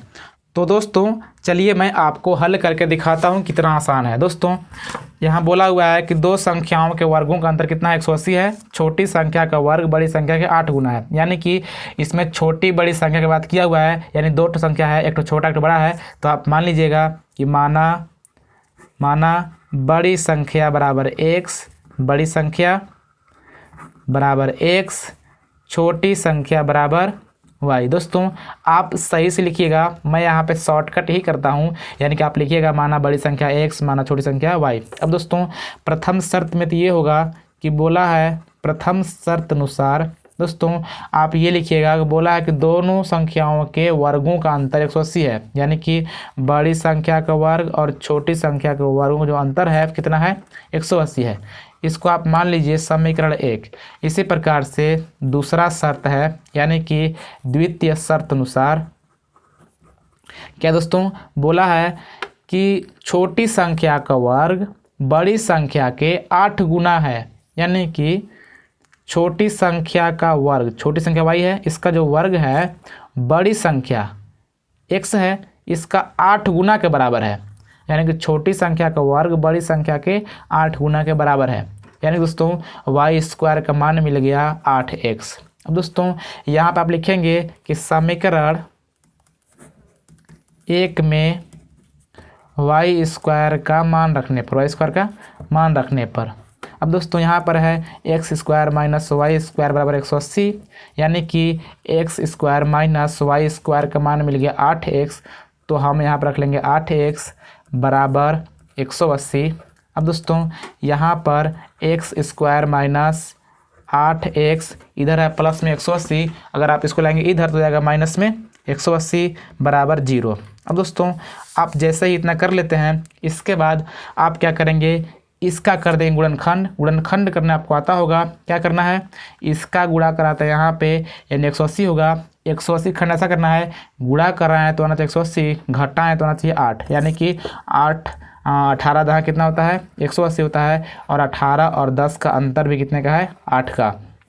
तो इस प्रकार से हो जाएगा एक्स स्क्वायर माइनस में 18x प्लस में 10x और माइनस 180 बराबर 0। दोस्तों यहाँ पे माइनस उसको रखिएगा जो आपको यहाँ पे लाना है, यानी कि माइनस 8x लाना है, तो आप माइनस में बड़े वाले को रखिएगा, क्योंकि अगर बड़ा रखेंगे तभी तो प्लस माइनस घटेगा, तो माइनस में 8x बचेगा। तो इस प्रकार से अब दोस्तों बनाएंगे जोड़ा, तो क्या होगा, x माइनस 18, यहाँ पर क्या मान लेंगे 10 का, तो जाएगा x माइनस 18 बराबर 0, x माइनस 18 और एक क्वेश्चन में x प्लस 10 बराबर 0। दोस्तों इतना करने के बाद क्या होता है कि x माइनस 18 के बराबर लेंगे 0, तो हो जाएगा x बराबर 18। अब दोस्तों यहाँ पर x हमने माना था बड़ी संख्या, और बड़ी संख्या कितना हो गया, 18 हो गया। अब दोस्तों आप जैसे ही बड़ी संख्या निकाल लेते हैं, इसके बाद आपको निकालना छोटी संख्या, तो आप लिखेंगे कि x का मान समीकरण 2 में रखने पर, समीकरण 2 में रखने पर, समीकरण 2 था वाई स्क्वायर बराबर 8x, यानी कि वाई स्क्वायर बराबर 8 गुणा x का मान कितना है, 18 है, यानी कि 18 8 कितना दोस्तों। इस प्रकार से इसका भी आंसर हो गया दोस्तों। इस प्रकार से दोस्तों उम्मीद करता हूँ कि आपको ये सवाल भी एकदम आसान तरीक़ों से आ गया होगा। इसी प्रकार से करेंगे हम लोग अब अगला सवाल, यानी कि यहाँ पे छठवां का क आपको बहुत ही सिंपल तरीके से समझा दिया, यानी कि पहली संख्या x यानी बड़ी संख्या x, छोटी संख्या y। बोला था कि दोनों संख्याओं के वर्गों का अंतर 180 है, हमने कर दिया। बोला था छोटी संख्या का वर्ग बड़ी संख्या का 8 गुना है, हमने कर दिया, यानी कि वाई स्क्वायर का माना 8x निकल गया। तो आप यहाँ पे वाई स्क्वायर का स्थान रखेंगे 8x, तो करने के बाद गुणनखंड करेंगे, आपका आंसर सिंपल निकल जाएगा। उम्मीद है आप बहुत ही अच्छे तरीके से समझ गए होंगे। अब दोस्तों यहाँ पर जो अगली सवाल है, ये सवाल भी एकदम इम्पोर्टेंट है, और आपको ये सवाल 12 पाठ में देखने को मिली थी, जो कि बोला है कि दी गई आकृति में छायांकित भाग का क्षेत्रफल ज्ञात कीजिए, जहां ABCD भुजा 14 सेंटीमीटर का एक वर्ग है, यानी कि 14 सेंटीमीटर वाले भुजाओं का एक वर्ग है, यानी कि एक वर्ग है जिसकी प्रत्येक भुजा कितनी है दोस्तों, 14 सेंटीमीटर। इसकी प्रत्येक भुजा 14 सेंटीमीटर है। अब दोस्तों इसमें क्या है कि यहाँ पे 4 ठो वृत्त रखा गया है, अब दोस्तों ये जो वृत्त हैं यहाँ पर सटा हुआ है, यानी कि इधर भी सट रहा है और इधर भी सट रहा है। तो कहने का मतलब ये है कि ये जो रेखा होगा ये भी 14 सेंटीमीटर ही होगा, क्योंकि अगर ये वाला भुजा कितना है 14 है तो ये वाला भी 14 ना होगा, क्योंकि ये दोनों रेखाएं क्या हैं आपस में बराबर हैं। अब दोस्तों अगर ये कहिए कि दो ठो वृत्त के व्यास मिला करके क्या होता है, अगर एक ठो ये वृत्त है तो अगर ये रेखा यहाँ से गुजरे यानी केंद्र से गुजरे तो इसको व्यास बोलते हैं, यानी कि दो ठो त्रिभुजों के व्यास मिला करके 14 हुआ, तो कहने का मतलब ए का 7 हो जाएगा। अब दोस्तों एक ठो का व्यास अगर 7 हुआ तो त्रिज्या कितना होगा, त्रिज्या हो जाएगा 3.5, क्योंकि आपको पता है जो त्रिज्या होता है व्यास के आधा होता है। तो इस प्रकार से आप दोस्तों एक ठो वृत्त का त्रिज्या निकाल लेंगे, कितना हो जाएगा 3.5। दोस्तों देखिए एकदम सिंपल है, मैं आपको समझाता हूँ। यानी कि आप लिखेंगे, अब दोस्तों सबसे पहली बात तो ये समझ लीजिए कि पूछा है छायांकित भाग का क्षेत्रफल, यानी कि जो छाया बच रहा है इसका क्षेत्रफल कितना होगा। दोस्तों इसका सिंपल सा बात है कि आप वर्ग का क्षेत्रफल निकालेंगे। वर्ग का क्षेत्रफल का सूत्र होता है भुजा के स्क्वायर, यानी कि आप वर्ग के क्षेत्रफल का सूत्र निकाल के और एक ठो वृत्त के निकालेंगे, एक ठो वृत्त में गुणा करेंगे 4 से तो चारों को पता हो जाएगा, तो वर्ग में से चारों वृत्त घटा देंगे तो ये वाला ना बचेगा जो काटा हुआ है जो दिख रहा है ये वाला। तो एकदम सिंपल है, कोई दिक्कत नहीं है। तो आप लिखेंगे कि छायांकित भाग का क्षेत्रफल बराबर छायांकित भाग का क्षेत्रफल बराबर क्या होगा दोस्तों, वर्ग की क्षेत्रफल माइनस चारों वृत्तों का क्षेत्रफल, चारों वृत्तों का क्षेत्रफल। दोस्तों आप समझिएगा यहाँ पे अधिक टाइम लगने की वजह से मैं जल्दी में हूँ। अब दोस्तों वर्ग का क्षेत्रफल क्या होता है, भुजा का स्क्वायर, यानी कि भुजा है 14, जब 14 के स्क्वायर करेंगे तो हो जाएगा 196। अब दोस्तों चारों वृत्तों के मैं पता करता हूँ तो कितना हो जाएगा, यानी कि 4 गुणा एक ठो वृत्त का होता है पाई आर स्क्वायर। अब पाई का मान होता है दोस्तों कितना होता है 22/7 और आर का मान निकल गया होगा 3.5, जिसे हमने बताया कितना होता है 3.5। कैसे निकला होगा, यानी कि एक ठो का व्यास हो गया 7 तो त्रिज्या कितना होगा 3.5 हो जाएगा। अब दोस्तों अगर त्रिज्या 3.5 हो गया तो एक ठो वृत्त का क्षेत्रफल होता है पाई आर स्क्वायर, यानी कि आर का मान कितना है 3.5 हो गया। स्क्वायर का मतलब गुणा में 2 बार करेंगे। अब दोस्तों कुछ इस प्रकार से हो जाएगा, यानी कि ये वाला एक ठो वृत्त का क्षेत्रफल है और हमने 4 से गुणा कराया तो चारों को हो जाएगा। अब दोस्तों 196 माइनस क्या हो जाएगा 7 × 5 = 35, यानी 0.5 हो जाएगा, यानी कितना हो जाएगा 4 × 22 और गुणा में 3.5 × 0.5। इस प्रकार से 196 माइनस 22 × 4 = 88 और गुणा में 5 × 5 = 25 और 5 × 3 = 15, 2 17, 2 अंक के बाद दशमलव। इस प्रकार से आप यहाँ पे 88 का गुणा कराएंगे 1.75 में, जितना आपका आएगा उसको आप 196 में से घटा दीजिएगा, जो आएगा आपका आंसर हो जाएगा क्या में सेंटीमीटर स्क्वायर में, क्योंकि क्षेत्रफल क्या होता है वर्ग सेंटीमीटर होता है। तो इस प्रकार से ये आंसर हो जाएगा। दोस्तों आप आसानी से हल कर सकते हैं, ये मैं उम्मीद करता हूँ। दोस्तों इस प्रकार से आप 4 अंक एकदम आसान तरीक़ों से निकाल सकते हैं। दोस्तों अगर आप क्वेश्चन को हल करेंगे तो दिमाग एकदम शांत करके क्वेश्चन को 3-4 बार पढ़िएगा। अगर आप ज़्यादा पढ़ेंगे तो आपको सवाल बहुत ही अच्छे तरीके से समझ में आ जाएंगे। इसी प्रकार से अब करते हैं दोस्तों सवाल नंबर 6वां के ग, जो कि 4 अंक का है और ये सवाल भी एकदम सिंपल है। दोस्तों इसके लिए भी आपको गोला प्रकार, इंच, पटरी प्रकार जो भी होता है सबकी आवश्यकता पड़ेगी। इस वीडियो को भी आप एकदम आसानी से आराम से देखिएगा, स्किप मत कीजिएगा। मैं आपको पूरा प्रोसेस आराम से समझाने वाला हूँ। अगर आप नहीं देखेंगे तो आपसे मिस्टेक हो जाएगा, यानी कि गलत हो जाएगा। तो दोस्तों सबसे पहले हम लोग पढ़ते हैं प्रश्न को।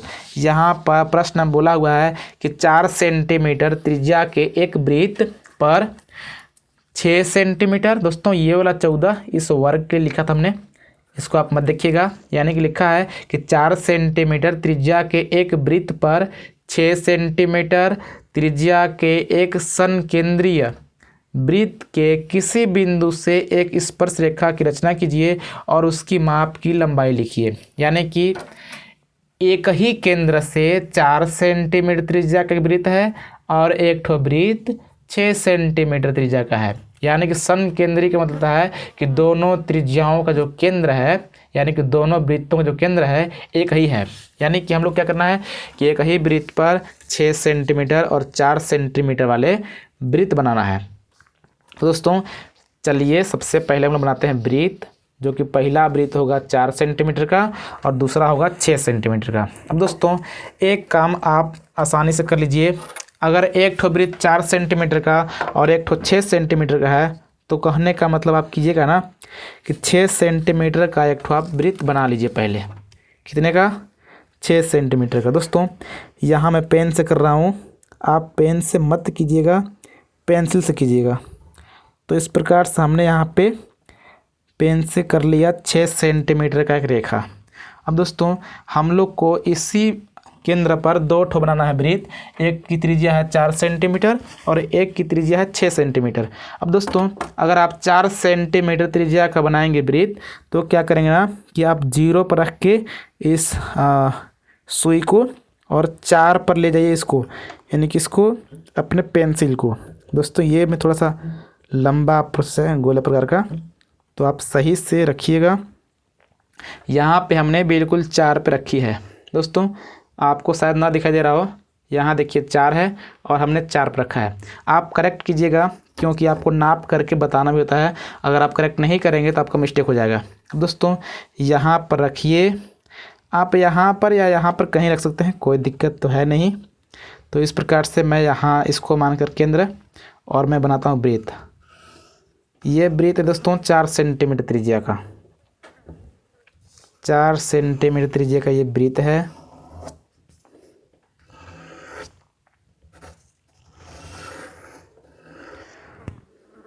अब दोस्तों एक ठो और बनानी है वृत्त जिसका त्रिज्या 6 सेंटीमीटर है। यानी कि इस पेंसिल को मैं इस किनारे तक जानता हूँ, यहाँ तक। दोस्तों इस पर बनाइए एक ठो वृत्त आप कुछ इस प्रकार से। तो इस प्रकार से आपका फिगर बनेगा। दोस्तों उम्मीद है कि आप भी इतना एकदम आसानी से कर पाएंगे। अब दोस्तों आप इतना जैसे ही कर लेते हैं, इसके बाद आपको करना ये होता है ना कि इस रेखा का हम लोग नाम रख लेते हैं। यानी कि इसका नाम रखता हूँ A, इसका नाम रख लेता हूँ B। दोस्तों आप इतना जैसे ही कर लेते हैं, इसके बाद आपको इसका लंबार्धक करना होता है। यानी कि इस रेखाखंड को आधा करना होता है। अब दोस्तों आधा करते कैसे हैं? आधा करने के लिए आप चाप छोटा बड़ा ले लीजिए, चाहे जितना लेंगे, अपने मन से कितना भी लंबा ले सकते हैं, लेकिन ज़्यादा लंबा मत लीजिएगा। अब दोस्तों आपको यहाँ से एक बार इधर और एक बार इधर काटना होता है। इसके बाद क्या करना होता है कि एक बार यहाँ से काटना होता है इधर और एक बार इधर। दोस्तों ये दोनों रेखाएं जहाँ पर कटी हुई हैं इन दोनों को मिलाना होता है। यानी कि अगर आप देखेंगे तो ये दोनों, एक ठो यहाँ पर कटा हुआ है और एक ठो यहाँ पर, यानी कि एक ठो यहाँ पर एक ठो यहाँ पर। तो इन दोनों को मिलाना है एकदम सेंटर से। मिस्टेक नहीं होना चाहिए, अगर मिस्टेक होगा तो गलती हो जाएगा। इस बात का ख्याल रखिएगा इस प्रकार से। अब दोस्तों ये जैसे ही आप खींच लेते हैं, इसके बाद आपको यहाँ बिंदु मान लेना है एक अच्छा सा एकदम सेंटर में। दोस्तों यहाँ पे जैसे ही आप बिंदु मान लेते हैं, इसके बाद आपको यहाँ खींचना होता है एक वृत्त। कितने का? बस इसका त्रिज्या जो होगा, मतलब इसकी जो दूरी होगी इतने का। तो मैं इसको कस लेता हूँ, थोड़ी सी ये लंबा प्रोसेस वाला है। दोस्तों थोड़ी हिल सकती है क्योंकि हमको बनाना है वीडियो, थोड़ी सी दिक्कत हो रही है, तो आप मत कीजिएगा, आप सिर्फ सिस्टम समझिए। यानी कि आप यहाँ केंद्र मान करके आप यहाँ से ऐसे वृत्त खींचेंगे। ध्यान दीजिएगा ये दोनों, ये वाला बिंदु और ये वाला बिंदु पर जो लाइन है एकदम करेक्ट जाएगा, इधर उधर नहीं होना चाहिए। तो इस प्रकार से एग्जामिनर आपको सिर्फ इतना ही देखेगा कि ये दोनों जो लाइनें हैं आपस में कट रही हैं कि नहीं कट रही हैं। अगर कटेगा तो समझ जाएगा आपने सही से किया है और आपका सही कर देगा। तो इस प्रकार से आप कर लीजिएगा। दोस्तों आज हमको गोला प्रकार कुछ दूसरे प्रकार से पाला पड़ गया हमको, ये थोड़ा सा हिल जा रहा है। तो आप सही से गोला प्रकार भी लीजिएगा ताकि हिले आपका ना। तो इस प्रकार से आपको कर लेना है। अब दोस्तों आप जैसे ही इतना कर लिए, अब आपको यहाँ पे दिखाई दे रहा होगा कहाँ पे, ये वाला जो वृत्त है इसको देखिए यहाँ पर काटा है। कहाँ काटा है? यहाँ पर, और इसको यहाँ पर काटा है। अब दोस्तों जहाँ पर काटता है इसी को आप यहाँ से, यानी कहाँ से, यहाँ से आप इसको ऐसे मिलाते हैं। कहाँ पे? जहाँ पे दोनों वृत्त कटी हुई हैं, यानी कि ये वाला वृत्त और ये वाला वृत्त कहाँ कटा है? इस जगह है ना। तो इसको आप मिलाएंगे, सही से मिलाइएगा इस प्रकार से, ये बिल्कुल टच करते हुए जाना चाहिए। तो इस प्रकार से मिला दिया हमने, और यहाँ पर भी मिला सकते हैं। वैसे आपका काम सिर्फ एक ठो से चल जाएगा, क्योंकि दोनों समान लंबाई की होती हैं, और आपको लंबाई बताना है तो एक ठो भी नापेंगे तो आपका लंबाई सेम आएगा। इस प्रकार से आपको कर लेना है। इसके बाद आप इसको यहाँ से मिला सकते हैं, यानी कि इस प्रकार डैश डैश कर दीजिएगा, इसको आप केंद्र से मिला सकते हैं। ये दोस्तों आपका बन गया, स्पर्श रेखा की रचना हो गया। दोस्तों उम्मीद करता हूँ कि ये वाला भी एकदम सिंपल हुआ। कुछ नहीं करना था, बोला था कि 4 सेंटीमीटर त्रिज्या की वृत्त है, हमने 4 सेंटीमीटर त्रिज्या का वृत्त खींचा। दूसरा बोला था संकेंद्रीय त्रिज्या वाले 6 सेंटीमीटर वृत्त है, यानी कि इसी केंद्र पर 6 सेंटीमीटर त्रिज्या का एक ठो और बना हुआ है वृत्त, हमने बना दिया। अब दोस्तों इन दोनों बिंदुओं से हमने ऐसे काटा चाप, और काटने के बाद मिला दिया, तो इस रेखा का आधा हो गया। जैसे ही आधा होता है तो आप इस सेंटर मान के एक ठो बनाएंगे वृत्त। ये वाला वृत्त इस रेखा को जहाँ पे काटेगा उसको आप मिलाएंगे यहाँ से। अब दोस्तों पूछा है कि उसकी लंबाई माप कर लिखिए, तो लंबाई आपको यहाँ से लेकर के यहाँ तक माप करके लिख देना है। एकदम सिंपल बात है। यहाँ पे आप इंच रखेंगे, ध्यान दीजिएगा दोस्तों सही से। यहाँ पे आप 0 पर रखेंगे ये वाला, और इसको नापेंगे तो यहाँ देखिए 4 सेंटीमीटर आ रहा है, तो आप लिख देंगे 4 सेंटीमीटर। दोस्तों आप सही से लिखिएगा, आप नीचे लिखिएगा, आप बीच मत लिख दीजिएगा 4 सेंटीमीटर, लेकिन होगा 4 सेंटीमीटर। ये वाला स्पर्श रेखा है, इसकी लंबाई पूछा है। आप यहाँ तक पूरा मत मापिएगा, जहाँ पर कटा हुआ जहाँ बिंदु है वहाँ तक मापेंगे। तो इस प्रकार से आपका हो जाएगा आंसर। अब दोस्तों यहाँ तक हमने छठवां का पहला, दूसरा, तीसरा कर लिया। यहाँ पे छठवां का जो चौथा घ है, इसे मैं नहीं करता हूँ, क्योंकि ये वाला भी आप कर लेंगे। ये 14 पाठ का है, जो कि माध्यिका और जो आपने माध्यक निकाला हुआ था, उसी प्रकार से इसे भी आप कर लेंगे। उम्मीद है कर लेंगे, सिंपल है। अगर आपको नहीं आती है तो बहुत सारे वीडियो पड़े हुए हैं, आप उसको देख लीजिए कि माध्यक कैसे निकालते हैं। अगर आप एक ठो देख लेते हैं वीडियो तो एकदम आसानी से निकाल लेंगे, कोई दिक्कत तो है नहीं। अगर मैं इसमें करूँगा तो ये वीडियो बहुत लंबी हो जाएगी, इसीलिए मैं नहीं करता हूँ। लेकिन आप इस प्रश्नों को नोट कर लीजिए और इसे आप 2-3 बार लगा लीजिए, क्योंकि हमने इस सवाल को बहुत ही रिसर्च करने बाद, बहुत सारा मेहनत करने बाद इसको निकाला है। और ये सवाल उम्मीद है आपको बोर्ड एग्जाम्स में देखने को मिल जाएंगी। और दोस्तों ये सवाल 4 अंक के होंगे। अब दोस्तों देखते हैं सवाल नंबर 7वां। दोस्तों सवाल नंबर 7वां के सभी सवाल 6 अंक के होंगे। कितने का? 6 अंक का। दोस्तों इसमें आप बिल्कुल भी स्किप मत कीजिएगा, एकदम आराम से देखिएगा। उम्मीद है कि आपको चारों सवाल आते होंगे, बहुत सिंपल भी हैं, लेकिन इससे मैं आपको हल करके दिखाता हूं, क्योंकि ये आपको पूरे के पूरे 6 अंक दिलाएंगे। दोस्तों पता है वीडियो लंबी हो जा रही होगी, लेकिन आपको एग्ज़ाम देने हैं और आपके पास टाइम बिल्कुल नहीं है, तो आप इस वीडियो को स्किप नहीं कर सकते हैं। क्योंकि अगर आपने स्किप किया और अगर आपको बोर्ड एग्ज़ाम से यही प्रश्न देखने को मिल गए, तो आपके पास पछताने के अलावा कुछ और नहीं बचेगा। इसलिए आप इसको ध्यान से देखिए, ताकि आपसे मिस्टेक ना हो, आप आसानी से हल करें और 6 अंक प्राप्त करके आएँ। ये मेरी दुआ है कि भगवान से कि आप अच्छे अंक प्राप्त करें। सो फ्रेंड्स यहाँ पे जो पहला समीकरण है कितना है? 10। दोस्तों सबसे पहले मैं प्रयास करूँगा कम लिखूँ, आप अधिक समझें। यहाँ पर जो समीकरण 1 है वो वाला है 10/x + y और +2/x - y = 4। इसी प्रकार से बट्टा में है 15/x + y - 5/x - y = 0। दोस्तों समीकरण 1 में और 2 में ये देखना होता है कि कौन सी चीज़ें हैं जो कि दोनों समीकरण में कॉमन है। कॉमन कहने का मतलब कि यहाँ देखिए एक्स प्लस वाई है बट्टे में, तो इसके बट्टे में भी एक्स प्लस वाई है। यहाँ देखिए इसके बट्टे में एक्स माइनस वाई है, तो यहाँ भी क्या है, एक्स माइनस वाई है। अब दोस्तों जैसे ही आपको कॉमन मिलता है तब आपको समझ लेना है कि आपको एक बट्टे, यानी कि आप लिखेंगे कि माना एक बट्टे एक्स प्लस वाई बराबर भी और एक बट्टे एक्स माइनस वाई बराबर यू। दोस्तों अगर नीचे रहेगा तो एक बट्टा ही मानिएगा। अब दोस्तों एक बट्टा कैसे होता है, अगर मान लीजिए 10 बट्टे एक्स प्लस वाई है, इसको आप ऐसे लिख सकते हैं ना, 10 गुणा 1 बट्टे एक्स प्लस वाई। जब 10 गुणा करेगा 1 में तो जाएगा 10 बट्टा एक्स प्लस वाई ही बचेगा, यानी कि यहाँ पे 1 बाई एक्स प्लस वाई मानना है आपको। जब भी हर में रहेगा तो आप 1 बट्टे एक्स प्लस वाई ही मानेंगे। बहुत लोग गलती करते हैं, सिर्फ एक्स प्लस वाई को भी मानते हैं, तो ऐसा नहीं, आपको नहीं करना है। अगर हर में है तो आप 1 बट्टे एक्स प्लस वाई को भी मानेंगे। ऐसे ही आप 1 बट्टे एक्स माइनस वाई को यू मानेंगे। अब दोस्तों जैसे ही हो गया तो क्या करेंगे ना कि 10 अपने स्थान पे, गुणा का चिन्ह भी अपने स्थान पे, इसको हमने मान लिया भी, तो रखेंगे भी, तो कितना हो जाएगा 10 भी। यानी कि अगर हम देखें यहाँ पे तो हो जाएगा इसका 10 भी और प्लस इसका हो जाएगा 2u बराबर 4। ये हो गया समीकरण 1। इसी प्रकार से अगर इसको देखेंगे तो हो जाएगा 15 भी और यहाँ पे कितना हो जाएगा दोस्तों, -5u बराबर -2।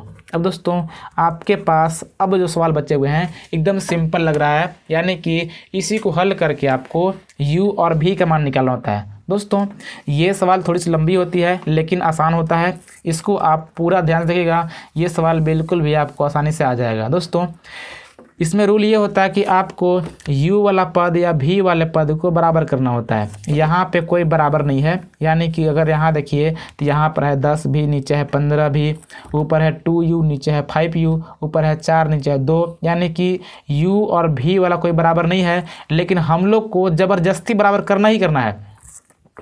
तो अगर आप समीकरण 1 में 5 से गुणा कराएंगे और 2 में 2 से कराएंगे, यानी कि अगर आप इसमें 5 से कराएंगे तो 5 दूनी 10 हो जाएगा।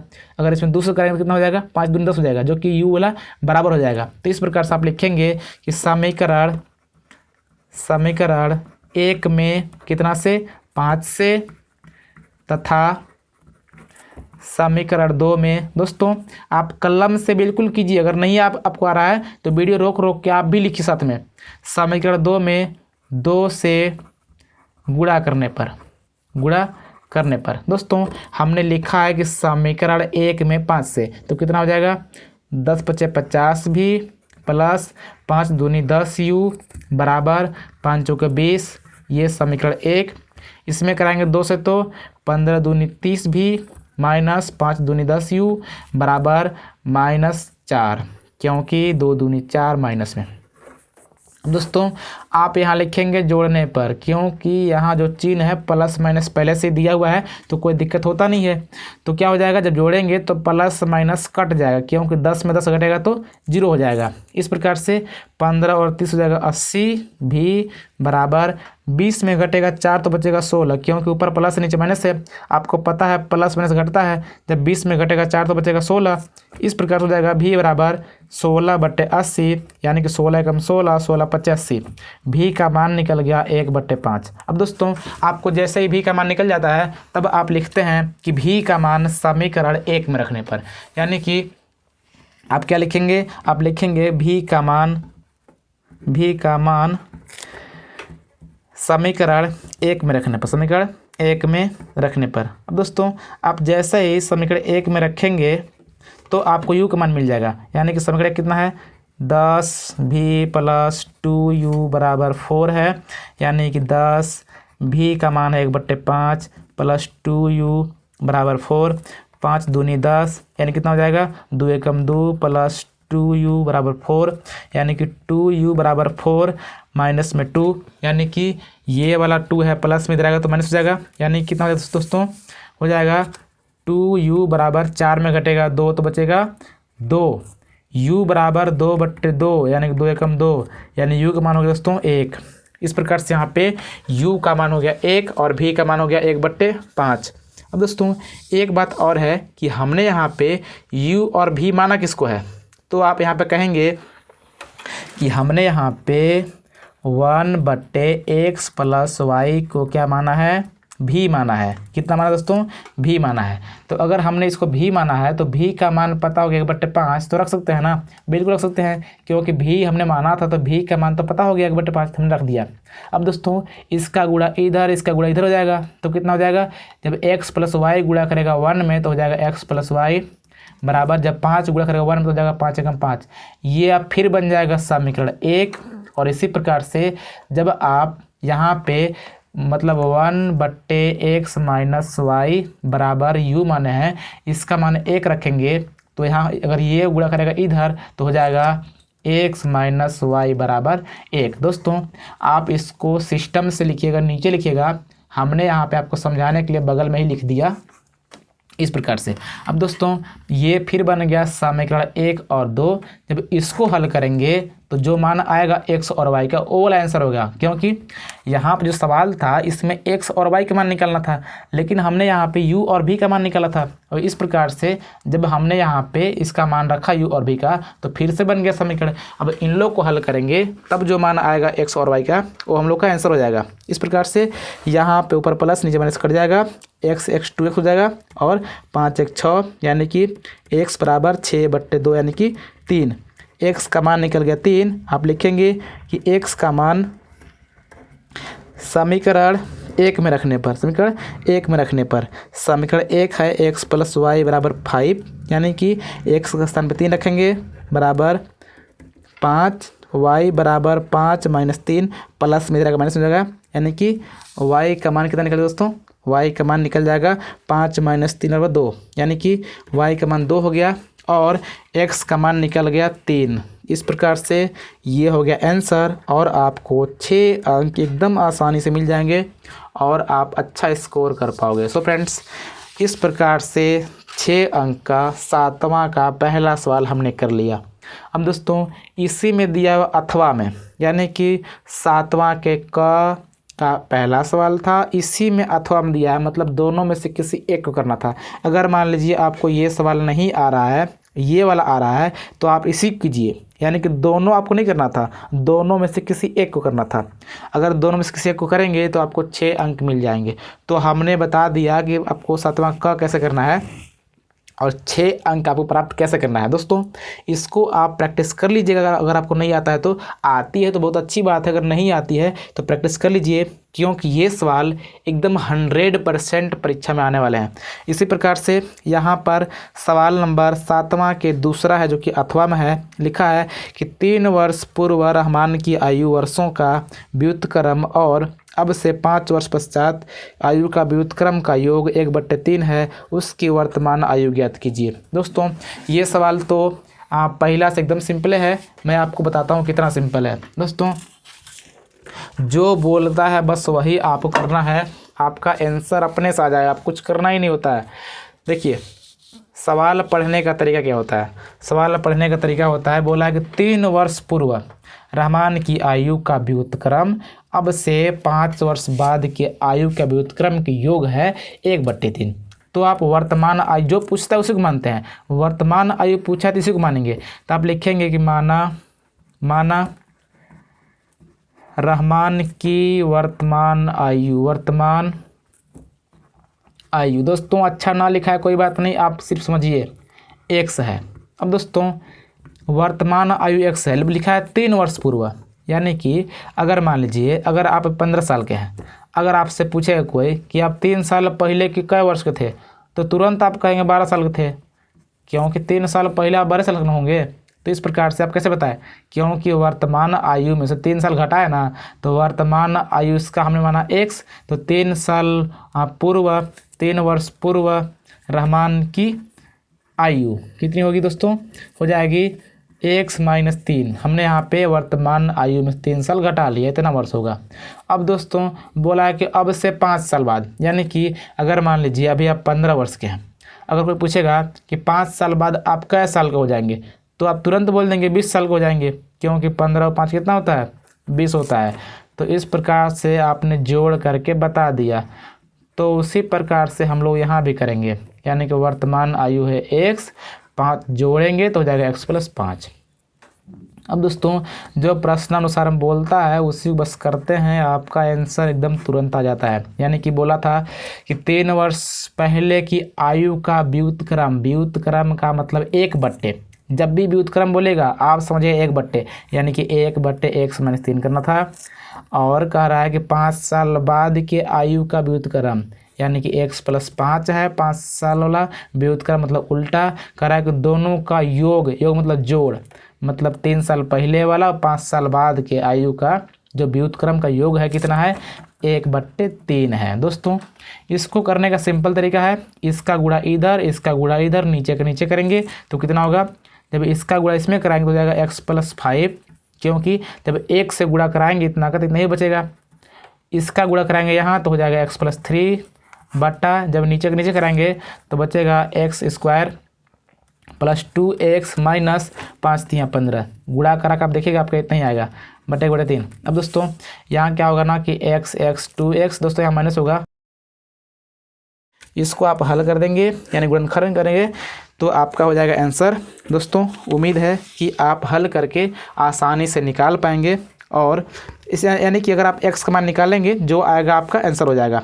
इस प्रकार से उम्मीद है कि आप आसानी से निकाल पाएंगे। और दोस्तों इसी प्रकार से आप करेंगे सवाल नंबर 7वां के 7वां ख। दोस्तों 7वां ख में भी 2 सवाल है, जो कि 1 सवाल है 2 सवाल है, दोनों ही इजी हैं। ये आपको हाइट एंड डिस्टेंस यानी कि 9 पार्ट की सवाल है। यानी दोस्तों अगर आप 9 पार्ट को पढ़े होंगे तो इसको भी आप आसानी से कर पाएंगे। दोस्तों इस सवाल का मैं फिगर बना देता हूँ, अगर फिगर बना लेंगे तो आसानी से हल कर पाएंगे, क्योंकि आपने ऐसा बहुत सारा सवाल हल कर चुके होंगे, और अगर आप फिगर बना लेंगे तो सवाल एकदम आसानी से हो जाती है। अगर आप नहीं कर पाते हैं तो कमेंट कर दीजिएगा, मैं उसका रिप्लाई ज़रूर करूँगा, चाहे जैसे करूँगा, या तो आपको पर्सनल बताऊँगा या तो मैं उसके लिए वीडियो बनाऊँगा, लेकिन रिप्लाई ज़रूर करूँगा, क्योंकि आपकी परीक्षा की बात है। मेहनत करने से डरते नहीं हैं, लेकिन दोस्तों बहुत टाइम लगता है और आप देखते नहीं वीडियो को, तो हम प्रयास करते हैं कि जो चीज़ें आपको आती हैं उससे मैं ना बताऊं, जो चीज़ें बहुत इम्पोर्टेंट है उससे मैं बता दूं। दोस्तों यहाँ पर जो सवाल है, सवाल पढ़ने का तरीका और फिगर समझने का तरीका समझिए। सवाल में बोला है कि एक बहुमंजिल भवन के शिखर से देखने पर एक 8 मीटर ऊंची भवन के शिखर और तल के अवनमन कोण क्रमशः 30 अंश और 45 अंश है। बहुमंजिल भवन की ऊंचाई ज्ञात कीजिए। यानी कि बहुमंजिल का मतलब होता है एक ठो जो घर है बहुत ऊंचा है 4-5 छत के, अब एक ठो घर है 1 छत के। तो क्या हो रहा है कि जो 5 छत का मकान है यहाँ पर एक कोई व्यक्ति इसके छत पर खड़ा है। अब ये व्यक्ति देख रहा है सिंगल छत वाले घर को, यानी कि इसी के बगल में एक ठो घर है जो कि 1 ही छत का है। अब ये व्यक्ति जब इसके छत को देखता है तो इसका अवनमन कोण, यानी कि दोस्तों यहाँ से जो इसका कोण बन रहा है, कितना बना दोस्तों, इसका कोण बन रहा है 30 अंश। और अगर इसके आधार को देखता है, शिखर का मतलब छत, तल का मतलब आधार नीचे यानी कि जड़ीतर, यानी कि जब इसको देख रहा है तो ये बन रहा है 45 अंश। अब दोस्तों 45 अंश का इसका ये बनेगा, लेकिन ये 30 तो कितना होगा, यहाँ पर भी 30 बनेगा, ये 45 तो यहाँ पर भी 45, यानी कि इस प्रकार से इसका फिगर बन गया। अब दोस्तों जैसे ही आप फिगर बना लेते हो, इसके बाद देखिए अगर पूछा क्या है, तो पूछा दोस्तों कि बहुमंजिल भवन की ऊंचाई ज्ञात कीजिए, यानी कि इसकी ऊंचाई पूछा है, इसको h मान लेंगे। अब दोस्तों एक बात और है कि यहाँ पर जो सिंगल छत का जो मकान था, इसका देखो लिख दिया है कि 8 मीटर ऊंचे भवन, यानी कि इसकी जो ऊंचाई कितनी है, 8 मीटर है। अब दोस्तों एक बात तो और है कि अगर आप इसको ऐसे मिलाएंगे, अगर ये वाला 8 मीटर का है तो इसका भी ऊंचाई 8 मीटर होगा, क्योंकि ये दोनों बराबर होंगे। अब दोस्तों अगर ये वाला 8 है तो सिर्फ ऊपर वाले को हम लोग को निकालना है, सिर्फ आप ऊपर वाले को h मान लीजिए। अगर इसको निकालेंगे h को, तो h के जितना आएगा उसमें 8 जोड़ लीजिएगा, आपका आंसर हो जाएगा। अब दोस्तों इसके आधार को आप x मान सकते हैं और इसका नाम रख लीजिए a, BCDE। इस प्रकार से आप रख के उम्मीद है कर पाएंगे दोस्तों। अगर ये वाला x है तो ये भी x से होगा, यानी कि हो x से होगा। तो आप चलेंगे ABC में, तो हो जाएगा लंब बटे आधार बराबर tan 30 अंश। इसी प्रकार से ये हो जाएगा समीकरण 1, यानी कि x का मान निकालिएगा उसमें से। इसी प्रकार से फिर चलेंगे त्रिभुज ये हमने माना है दोस्तों, कुछ भी होगा, मान लीजिए ADC में, तो लंब हो जाएगा दोस्तों इसका कितना h+8, क्योंकि यह पूरा लंब होगा। तो h+8 लंब बटे आधार कितना होगा x बराबर tan 45 अंश, जिसका मान 1 हो जाएगा। तो इस प्रकार से यहाँ पर भी आप जो पहले x का मान निकाले थे इसमें रख देंगे, तो आपका h का मान आ जाएगा। जितना h का मान आएगा उसमें 8 जोड़ेंगे, आपका हो जाएगा बहुमंजिल भवन की ऊंचाई। इस प्रकार से दोस्तों आसानी से हल करके आप 6 अंक प्राप्त कर सकते हैं। दोस्तों उम्मीद है कि अब तक की आपको सभी सवालें बहुत ही आसान तरीक़ों से आ चुकी होंगी। इसी प्रकार से सेम टू सेम अगला सवाल है, जो कि अगला सवाल भी सेम इसी तरह से है। उम्मीद है कि आप इस सवाल को भी आसानी से हल कर पाएंगे। चलिए मैं इसका फिगर बनाता हूँ। दोस्तों इसमें सवाल है, बोला है कि भूमि के एक बिंदु P से 10 मीटर ऊंचे भवन के शिखर का उन्नयन कोण कितना है। लिखा दोस्तों, भूमि की एक बिंदु P से एक 10 मीटर ऊंचे भवन के शिखर का उन्नयन कोण 30 अंश है। भवन के शिखर पर एक ध्वज को लहराया गया है और P से ध्वज के शिखर का उन्नयन कोण 45 अंश है। ध्वज दंड की लंबाई और P से भवन की दूरी ज्ञात कीजिए। यानी कि मान लीजिए एक ठो भवन है, और दोस्तों ध्यान दीजिएगा, इस भवन थोड़ा सा और बड़ा बनाते हैं इतना। अब ध्यान दीजिए, ये मान लीजिए ज़मीन है, ये ज़मीन है और ज़मीन पर कोई बिंदु तो P है। अब दोस्तों इसी भवन के, मान लीजिए भवन सिर्फ इतने ऊंचा है, इसके ऊपर झंडा लहरा दिया गया एक ठो, ये झंडा मान लीजिए। अब दोस्तों ये बोल रहा है कि भवन के शिखर का उन्नयन कोण 30 है, यानी कि ज़मीन से जब भवन के छत को देखते हैं तो यहाँ कोण बनता है 30 अंश। लेकिन बोल रहा है कि जो ध्वज लहराया गया है उसको जब देखते हैं P से तब 45 अंश बनता है, यानी कि इसको देखते हैं तो ये बनता है 45 अंश। तो इस प्रकार से पूछा दोस्तों कि घर से, यानी कि P से ध्वज की शिखर का उन्नयन कोण 45 है। ध्वज की लंबाई, यानी कि ये वाला लंबाई पूछा है। ध्वज कितना है, ध्वज सिर्फ ये लेना है, छत से ऊपर है, तो इसको आप h मान लीजिएगा। और दोस्तों लिखा है कि दोस्तों लंबाई और P से बिंदु की दूरी, यानी भवन के बीच की दूरी, यानी मान लीजिए ये भवन है और यहाँ बिंदु P है, तो इसके बीच की दूरी पूछा, इसको x मान लीजिए। यानी कि आपको x का मान निकालना है, जो कि दूरी है P से भवन के बीच की दूरी है।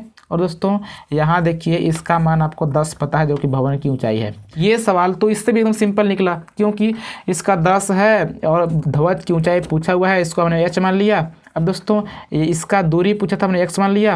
अब आप चलेंगे, नाम रख लेंगे ABCD। तो आप एक बार चलेंगे इसमें, तो इसमें क्या होगा, लंब बटे आधार हो जाएगा और बराबर tan 30 अंश।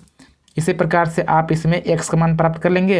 अब दोस्तों जैसे ही आपको x का मान प्राप्त हो जाता है तो आप फिर चलेंगे ABC में, यानी कि इस पूरे में चलेंगे, तो आपका लंब हो जाएगा h+10 अब बटे x का मान तो आपको प्राप्त हो ही चुका होगा, तो आप रख देंगे बराबर tan 45 अंश, उसका मान 1 होता है। तो आप इस प्रकार से सिंपल सा निकाल सकते हैं। उम्मीद है कि आपको सिंपल तरीके से आ चुका होगा।